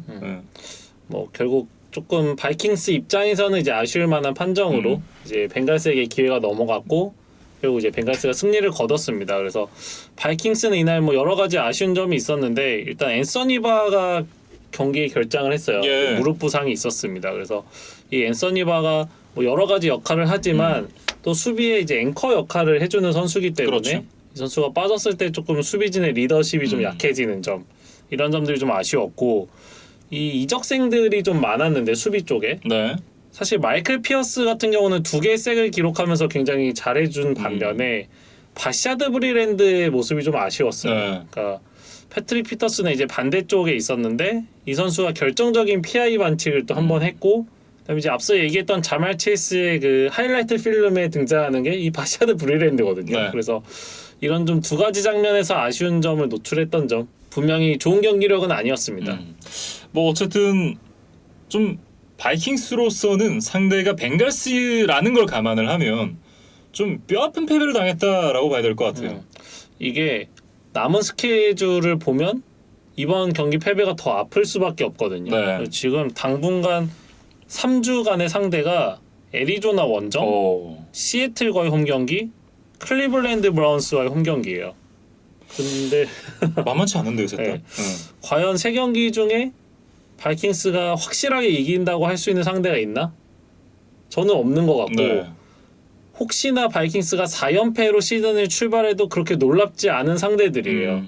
애리조나 지금 워낙 좋았고, 시애틀 원래 강팀이고, 네. 브라운스도 칩스랑 접전을 펼쳤기 때문에, 그렇죠. 그래서 이거는 지금 지난 시즌의 악몽이 좀 떠오른다. 바이킹스가 지난 시즌도 결국 초반에 좋지를 않으면서 좀 나중에 뭐 상승세를 타긴 했지만 결국 플레이오프 탈락을 하고 말았잖아요. 그러니까 이번 시즌도 지금 초반 스케줄이 좋지 않은데 그나마 이겨야 됐던 상대인 벵갈스에게 지고 출발한다는 거는 바이킹스 팬들에게는 조금 걱정이 많이 되는 상황입니다. 예. 뭐 어쨌든 이렇게 이 바이킹스와 벵갈스의 경기 살펴봤고요. 다음은 이제 애리조나 카디널스와 테네시 타이탄스의 경기로 이어가 보도록 하겠습니다. 개막전부터 대열을 낚은 애리조나 카디널스 그리고 카일러 머리 선수였는데요. 이날 경기의 주인공 누가 뭐래도 챈들러 존스입니다. 카일러 머리와 챈들러 존스, 뭐 누구를 더 수은갑으로 꼽아야 될지 정말 어려운 문제예요. 뭐 어쨌든 저는 챈들러 존스를 좀 꼽을 것 같은데 남들이 한 시즌에 기록하기도 쉽지 않은 5개의 색을 한 경기에 기록을 했습니다. 이걸 한 시즌으로 환산을 하면 17경기잖아요. 곱하기 5를 하면 돼요. 그러면 지금 85개가 되거든요. 그렇죠. 한 시즌 85개 색 페이스. 대단합니다. 네. 네, 그래서 사실 챈들러 존스가 지난 시즌에 중도에 이제 하차를 했기 때문에 좀 경기 감각에 대한 문제가 있지 않을까 걱정을 했는데 지난 시즌에 못해준 기록을 뭐 이번 시즌 다 쏟아붓겠다는 어떤 각오인지 몰라도 네. 첫 경기부터 대폭발을 했어요. 이게 제가 찾아보니까 1982년부터 색을 공식적으로 기록으로 남기기 시작했대요. 그 이후에 한 경기에서 최다 색을 기록한 최고 기록이 1990년 데릭 토마스인데 시애틀을 상대로 한 경기에서 7개의 색을 기록을 했다고 해요. 여기에 2개 모자란 거니까 이것도 뭐 최고 기록까지는 아니어도 대단한 기록을 만든 거다. 뭐 이렇게 얘기를 해야 될 것 같고 펌블 유도까지 2개를 같이 기록을 하면서 NFC 2주의 수비 선수에 또 선정이 됐습니다. 그리고 이제 개인적으로는 통산 100번째 색을 기록을 했습니다. 이게 125경기 만에 달성을 한 거라고 그러더라고요. 예. 그래서 역대 8번째로 빠른 페이스였다. 그래서 챈들러 존스가 아직도 이제 전성기가 남아있는 선수고 이제 어떤 선수 커리어가 꽤 길게 남은 선수이기 때문에 어디까지 기록을 쌓게 될지도 좀 지켜봐야겠어요. 네. 그리고 챈들러 존스 선수의 맹활약에 대해서 갑자기 르브론 제임스가 이번 시즌에 디펜시브 플레이어 오브 더 이어는 챈들러 존스다. 뭐 이런 얘기를 또 하면 설레발을 쳤어요. 뭐 두 선수가 어떤 인연이 있는지 모르겠는데 사실 제임스가 뭐 클리블랜드나 LA 소속팀 선수에 대해서 언급했다면 뭐 그냥 그런가 보다 했을 그렇죠. 텐데 지금 네. 애리조나 소속의 어떤 챈들러 존스를 언급한 것은 굉장히 의외였습니다. 그래서 그만큼 이 존스의 어떤 퍼포먼스가 대단했다 이렇게 네. 좀 이야기를 해야 될 것 같고 조금 더 구체적으로 그 상황을 보면 1쿼터에 기록했던 3개의 색이 특히 인상적이었거든요. 근데 이제 그거를 좀 하나씩 뜯어보면 첫 번째는 어떤 테네시의 공격 스킴을 정확하게 파악하고 선수들이 왼쪽으로 몰려간 다음에 테널만 오른쪽으로 나오는 작전이었는데 오른쪽으로 돌아왔는데 짠 하고 챈들러 존스가 앞에 기다리고 있었어요. 네. 그래서 굉장히 좀 길목을 잘 지키고 있었다 이런 생각이 들고 나머지 2개는 사실 그 테네시의 레프트 태클 테일러 로원이 굉장히 좋은 선수잖아요. 근데 이 선수와의 1대1 대결에서 어떤 힘과 테크닉으로 완벽하게 제압하고 테너이를 잡아냈다. 요게 또 굉장히 좀 인상적인 그런 장면이었습니다. 네. 뭐 어쨌든 굉장히 좋은 모습을 보여줬는데 저는 사실 이날 이렇게 좋은 모습을 보여줄 수 있었던 건 JJ 왓 선수가 합류했기 때문이 아닌가. 그리고 아이자 시몬스가 정말 루키 시즌 최악이었잖아요. 그런 모습에서 벗어나서 발전한 모습을 보여줬기 때문에 가능한 것이 아니었을까 이런 생각을 해봤습니다. 그러니까 JJ 와트가 반대편에 있다 보니까 이제는 챈들러 존스에게 뭐 더블팀을 붙거나 이러기가 상대팀이 굉장히 어려워졌습니다. 그렇죠. 이제 예. 그 덕을 이제 챈들러 존스가 좀 잘 봤다고 해야 될 것 같고 뭐 말씀해주신 아이지아 시몬스나 또 신인 제이븐 콜린스 그리고 이제 코너백의 바이런 머피 이런 좀 스텝업을 해줘야 되는 선수들이 다들 좀 인상적인 어떤 장면들을 만들어줬어요. 예. 그러다 보니까 애리조나 수비가 굉장히 좋아졌다. 부다 베이커도 있고 모든 선수가 뭐 클래스 있는 건 아니지만 그래도 이런 키플레이, 턴오버를 만들어줄 수 있는 어떤 플레이메이커들이 굉장히 요소 다수 포진을 했네? 이런 생각이 좀 들더라고요. 예. 뭐 어쨌든 수비가 전반적으로 좀 강해졌다라는 인상을 줬고 공격에서도 카일러 머리 선수가 또 한층 스텝업한 모습을 보여줬습니다. 이는 이제 32개의 패스를 던져서 21개가 연결이 됐고 289야드 4개 터치다운 하나 인터셉션을 기록을 했는데 패스 레이팅도 이제 121 굉장히 스탯이 예쁘게 잘 나왔고 2쿼터 후반에 한참 도망 다니다가 이 루키 론델 무어 선수에게 연결했던 패스가 굉장히 인상적이었어요.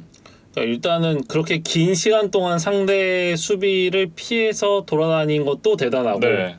이제 결국 돌아다니다가 딱 그 2명의 어떤 수비에게 길목이 지금 잡혔거든요. 그래서 이제는 좀 피할 길이 없겠다 했는데 거기서 스텝백을 하더니 그 패스를 던졌어요. 그러니까요. 그래서 거의 뭐 톰과 제리에 나오는 제리처럼 정말 잘 피해 다녔고 어떤 위기 탈출 능력이 대단했다. 네. 뭐 그런 이야기를 드리고 싶고 저는 또 그런 생각이 들었어요. 그러니까 이 패스가 특히 이제 장거리 패스를 던질 때 이제 선수마다 여러 유형이 있지만 어떤 포물선을 낮게 해서 빠르게 던져서 이제 이 수비를 통과하는 선수가 있고 이렇게 포물선을 높게 해서 뭐 수비에 손이 닿지 않게 그렇게 이제 좀 예쁘게 던지는 선수가 있는데 이날 카일러 머리가 굉장히 그 포물선 높게 던지는 패스들이 많이 보였거든요. 네. 그러니까 이게 사실 자칫 조금 이제 0점이 빗나가면 뭐 공이 빠르지 않기 때문에 상대 수비에 좋은 먹잇감이 되기 마련인데 이날 카일러 머리 패스들은 굉장히 요소 아주 핀포인트로 아주 잘 들어갔습니다. 네. 그래서 굉장히 좀 풋볼 도사가 된 것 같다 이런 생각이 좀 들었어요. 또 그 중 하나가 이 디안드레 홉킨스 선수에게 가는 터치다운 패스였는데 사실 이 패스를 던진 것도 잘 던졌지만 잡아낸 게 더 말이 안 돼요. 네. 그러니까 잡아낸 것뿐만 아니라 그 발을 어쨌든 엔드존에 두 발을 내려놔야 되잖아요. 그렇죠. 그게 안 될 것 같은 위치였는데 리플레이를 보니까 되더라고요. 그러니까요. 그러니까 이게 상체는 나갔는데 하체는 들어와 있었다. 전 좀 그런 느낌이 들었습니다. 왜 이 선수가 지금 리그 최고의 리시버 중 하나인가 이런 걸 확실하게 좀 볼 수 있는 장면이었고 이날도 이제 83야드에 2개 터치다운을 기록을 했습니다. 그리고 여기다가 크리스티안 커크 선수도 2개 터치다운을 기록을 하면서 또 좋은 모습을 보여줬는데요. 반면 이제 테네시 같은 경우에는 데릭 헨리가 58야드로 묶였습니다. 특히 첫 10번의 캐리에서 9야드. 이거는 데릭 헨리로서는 치욕이었을 거예요. 그러니까 뭐 상대가 뭐 런 디펜스가 아주 강력한 팀도 아니고 지금 일단 애리조나 정도 수준의 수비를 만났는데 이런 경기를 보여줬다.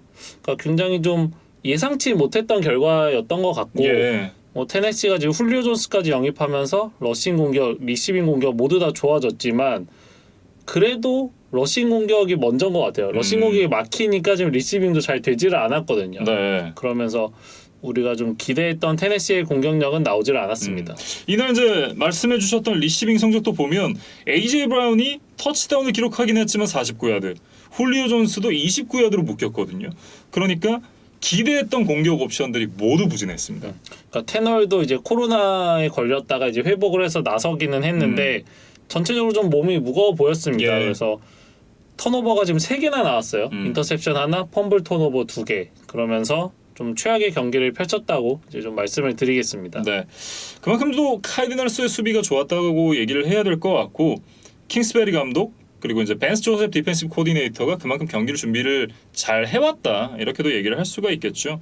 어쨌든 앞서도 저희가 말씀드렸지만 다음 주에 바이킹스를 만나게 되는데 상당히 기대가 돼요. 그러니까 애리조나가 뭐 스케줄이 그렇게 편안하지는 않은데 뭐 일단은 지금 자신들이 준비가 잘 된 것으로 보이기 때문에 어떤 팀도 이 애리조나를 만만하게 볼 수는 없을 것 같다. 예. 뭐 그런 생각이 듭니다. 그리고 이제 이 타이탄스는 정말 충격의 개막전 패배를 당하게 됐는데 경기를 지는 거야 있을 수 있기는 하지만 카디널스에게 38대 13 이 결과를 예상하신 분들은 많지 않으셨을 거예요. 그러니까 38점을 내준 건 그렇다 치더라도 13점밖에 내지 못했다는 게 굉장히 좀 충격적으로 다가오고 거기는 사실 이제 키커 이 마이클 베즐리 선수가 엑스트라 포인트 하나 그리고 필드골 하나를 날려먹은 지분이 상당히 좀 크죠. 그러니까 사실은 이 샘 피켄이라는 선수에게 주전 자리를 이제 보장을 했었는데 개막 직전에 IR 리스트에 올라가면서 급하게 이 베즐리를 계약을 하기는 했어요. 네. 근데 결국엔 좀 준비가 안 돼 있었다고 봐야겠죠. 그래서 뭐 타이탄스가 근년에 계속 키커 때문에 좀 고생을 하고 있는데 올해도 그 숙제는 좀 풀리지 않은 것 같습니다. 네. 그러면서 이제 이 마이클 베즐리를 다시 방출을 하고 랜디 블록 선수를 데리고 왔다고 해요. 근데 랜디 블록 선수는 어떤 모습을 보일지도 좀 기대를 해봐야 될 것 같고 그리고 테네시 타이탄스에 또 하나의 뉴스가 있습니다. LG전자가 테네시 타이탄스와 3년간 공식 후원 계약을 맺었다 그래요. 그러니까 LG가 아마 이제 좀 미국 쪽에서 이제 사업을 본격적으로 이제 확장을 하면서 뭐 이 NFL 팀과 좀 파트너십을 맺은 것 같은데 네. 그것 때문에라도 테네시가 좀 빠르게 반등을 해야 되지 않을까. 예, 뭐 투자를 했으니 좋은 모습 보여줘야겠죠. 어쨌든 애리조나 카디널스와 테네시 타이탄스의 경기까지 살펴봤습니다. 다음은 샌프란시스코 49어스와 디트로이트 라이언스의 경기가 되겠습니다. 이 경기는 또 샌프란시스코 41대 33 승리를 가져갔던 경기였는데요. 사실 저는 드래그린로우의 이 픽식스가 이 경기의 승부를 가는 좀 결정타지 않았나 그런 생각을 해봤습니다. 사실 그 지점에서 이 경기에 대한 관람을 중지하신 분들도 상당히 있었을 거예요. 예. 왜냐면 점차가 워낙 많이 벌어졌기 때문에. 근데 혹시나 인내심 있게 끝까지 보신 분들이 계시다면 이 경기가 거기서 끝이 아니었음을 뭐 알고 계실 것 같습니다. 네. 그러니까 쉽게 가져갈 수 있었던 경기를 좀 마지막에 어렵게 풀어갔다라고 얘기를 해야겠죠. 나이너스 입장에서는. 그러니까 4쿼터 2분을 남겨놓은 시점의 스코어가 41대 17입니다. 예. 그럼 24점 차이니까 최소 3포지션이잖아요. 그것도 투포인트 컨버전을 모두 성공시켜야 되는.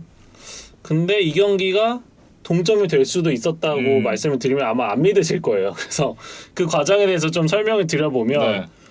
일단 자말 윌리엄스가 러싱 터치다운을 하나 했습니다. 여기까지는 있을 수 있죠. 그래서 투포인트 컨버전까지 성공해서 41대 25가 됐어요. 이제 여기서 온사이드 킥 시도를 했는데 이게 놀랍게도 조지 키틀의 헬멧을 맞고 네. 다시 라이언스 선수에게 돌아왔거든요. 그러니까 키틀이 좀 실수를 했죠. 그러면서 라이언스가 공격권을 얻었고 여기서 또 곧바로 터치다운이 되면서 또 투포인트 컨버전 성공. 그러면서 이제 어느새 8점 차가 됐어요. 그러면서 라이언스가 다시 한번 온사이드 킥을 시도를 했는데 여기서는 사실 실패를 했거든요. 예. 그래서 라이언스가 잘 쫓아왔는데 여기까지인가 보다 했습니다. 근데 여기까지가 아니었어요. 그거에 대해서 좀 설명해 주시죠. 네.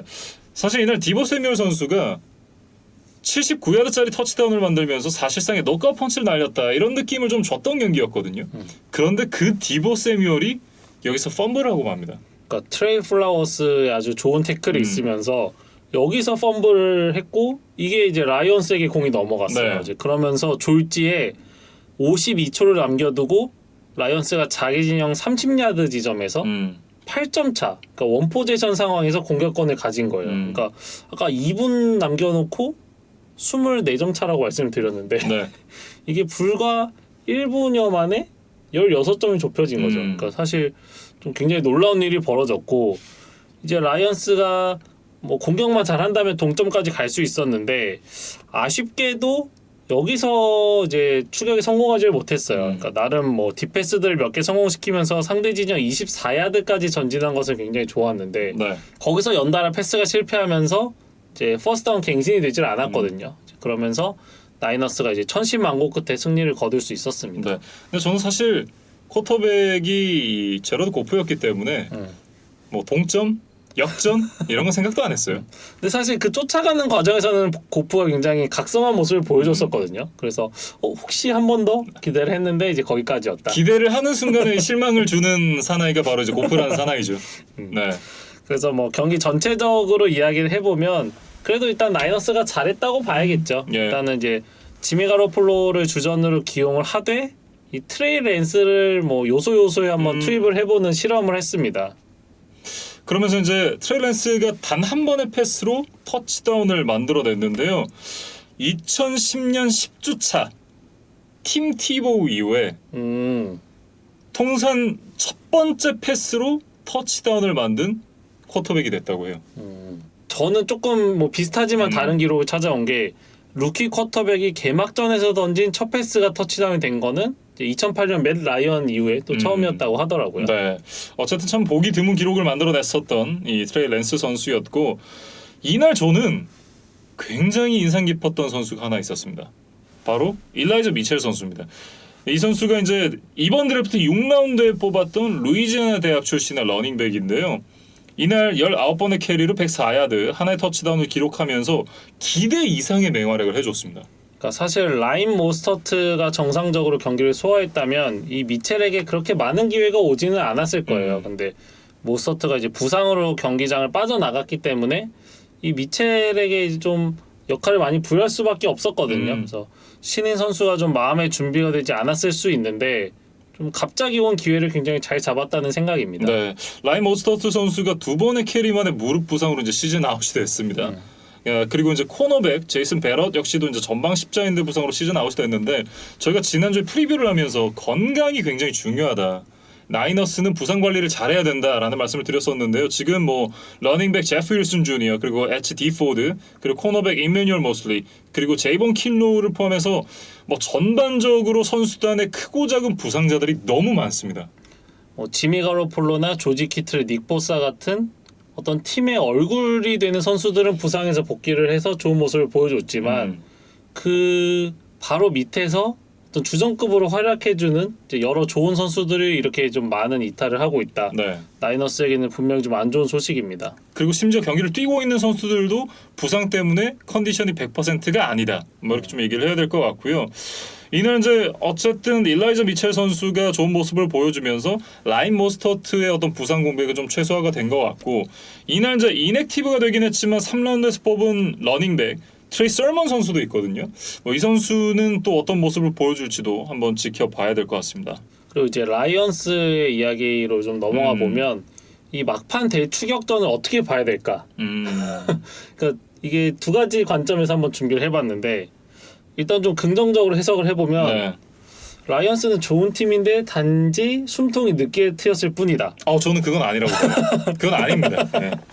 그리고 일단 졌지만 잘 싸웠기 때문에 할 수 있다는 동기부여를 가지고 다음 주에 좀 잘하지 않을까? 글쎄요. 그것도 아니다. 네. 이게 좀 긍정적으로 해석을 해본 거고, 부정적인 거는 결국 그거죠. 이제 온사이드 킥은 어느 정도 이제 상대의 실수, 이제 행운이 좀 곁들여진 결과였고, 쇠폭이죠. 네. 나이너스가 사실 약간 이제 마음을 놓은 사이에 이제 추격을 한 것일 뿐, 그 직전, 그러니까 거의 58분여의 경기력이 좋지 않았기 때문에 이게 라이언스의 진짜 모습이지 않을까? 이렇게 이제 보는 시선이 좀 부정적으로 보는 시선이겠죠. 네, 후자라고 저는 생각을 하고요. 왜냐하면 일단 이제 막판에 많은 점수를 따라붙었지만 사실상의 행운도 많이 따랐고, 그리고 가비지 타임에 나온 점수였잖아요. 사실상 이제 마지막에는 가비지가 아니게 됐지만 사실상 가비지였잖아요. 근데 그런 부분을 좀 감안을 해야 될 것 같고, 저는 이제 램스가 잘 손절했다. 그렇게 생각이 들었습니다. 그러니까 이날 보면 시작부터 포스 다운에서 턴오버를 하면서 출발을 했었거든요. 그러니까 포스 다운 컨버전을 시도를 해서 실패. 그것도 포스 앤 원에서 자마리 윌리엄스가 혼자 미끄러지면서 포스 다운을 못 땄어요. 그러니까 라이언스의 웅장한 시즌의 시작이다. 뭐 이렇게 좀 얘기를 해야 될 것 같은데, 뭐 펀트 리턴하다가 공 다리 사이로 뭐 빠지면서 알까기했죠. 그리고 디보 세뮤얼 선수가 이제 79야드 터치다운 때 이날 이제 이 디보 세뮤얼을 마크했던 선수 중에 하나가 제프 오쿠다였거든요. 제프 오쿠다가 이날 부상당하면서 시즌 아웃이 됐습니다. 사실 그 장면에서 다친 것은 아니었는데, 네. 그 장면에서도 이제 미끄러지면서 이 디보 세뮤얼을 완전히 놓쳤고, 개망신을 당했죠. 네. 그리고 이제 4쿼터에 결국 또 부상을 당하면서 시즌 아웃 판정을 받고 말았어요. 네. 그래서 뭐 라이언스는 결국 수비가 또 개선이 되질 않으면서 지금 이제 40점 넘게 점수를 내준 점, 이게 좀 굉장히 아쉽다고 말씀을 드리겠습니다. 그럼 이제 그런 거죠. 체이스 형을 뽑을 수 있었으나 경기를 이겨버린 바람에 제프 오쿠다를 뽑아야 했던 팀이 라이언스였다. 그러니까 뭔가 그런 것조차도 이 팀에게는 좋게 작용하지 않았다. 뭐 이렇게 봐야 될 것 같고, 어쨌든 뭐 스태포드가 어떤 싸움을 하고 있었던 걸까? 진짜 대단하다 라는 생각을 새삼 한 번 더 하게 됐고요. 뭐 너무 안 좋은 얘기만 했으니까 그나마 이제 좀 좋은 측면을 좀 찾아보자면, 그래도 공격 쪽에 꽤 괜찮은 선수들이 있다. 일단 TJ 호킨슨, 그리고 파네이설 선수가, 사실 저희가 이제 이 프리뷰를 준비하면서도 말씀을 드렸었지만 라이트 태클로 기용이 되기로 했던 선수였습니다. 그런데 테일러 데커가 갑자기 부상을 당하면서 급하게 레프트 태클로 옮겨갔어요. 그랬는데 이날 굉장히 좋은 모습 보여줬습니다. 사실 뭐 팀에서는 계속 라이트 태클로 훈련을 하기는 했겠지만 원래 자신의 주 포지션 레프트 태클이니까 네. 아직 썰에게는 이 자리가 더 익숙하지 않았을까 뭐 그런 생각이 들고, 뭐 상대가 이제 리그 최정상급 선수인 뭐 닉 보사나 뭐 디포드 이런 선수들이었기 때문에 한두 차례 좀 뚫리는 모습은 있었어요. 근데 사실 그 선수들을 경기 내내 완벽하게 막는다는 것은 신인 선수에게는 너무 어려운 과제거든요. 네. 그래서 사실 이 정도로만 해줘도 충분히 잘한 데뷔전이었다. 그렇게 좀 점수를 주고 싶습니다. 네. 뭐 어쨌든 이쯤 되면 그냥 레프트 태클로 쓰는 건 어떤가 하는 생각도 좀 해봤고요. 뭐 데커를 뭐 라이트 태클로 돌리는 게 좀 더 나은 선택일 것 같다라는 생각도 들고. 네. 뭐 한번 그 부분에 대해서는 이제 라이언스 구단이 좀 고민을 해봐야 될 것 같고, 네. 뭐 호킨스는 이제 최근 몇 년간 계속 좋은 모습을 보여주고 있습니다. 근데 이게 라이언스가 무조건 뭐 좋게 볼 만한 또 이야기는 아닌 게 이번 경기에서도 리시빙 야드 1, 2, 3위 선수를 보면 와이드 리시버가 아무도 없어요. 그러니까 지금 타이트엔드인 호킨슨이 1위, 러닝백 디안드레 스위프트와 자말 윌리엄스가 2, 3위거든요. 그러니까 리시버들은 지금 보이지를 않아요. 네. 그러니까 저희가 뭐 프리뷰 때도 지금 마땅한 어떤 좋은 리시버가 보이지 않는다 이런 이야기를 했는데 결국 1주차에도 그 모습이 좀 드러났거든요. 네. 그래서 고프가 좀 공을 던질 만한 선수가 딱히 보이지 않는다. 그 부분 좀 지적을 하겠습니다.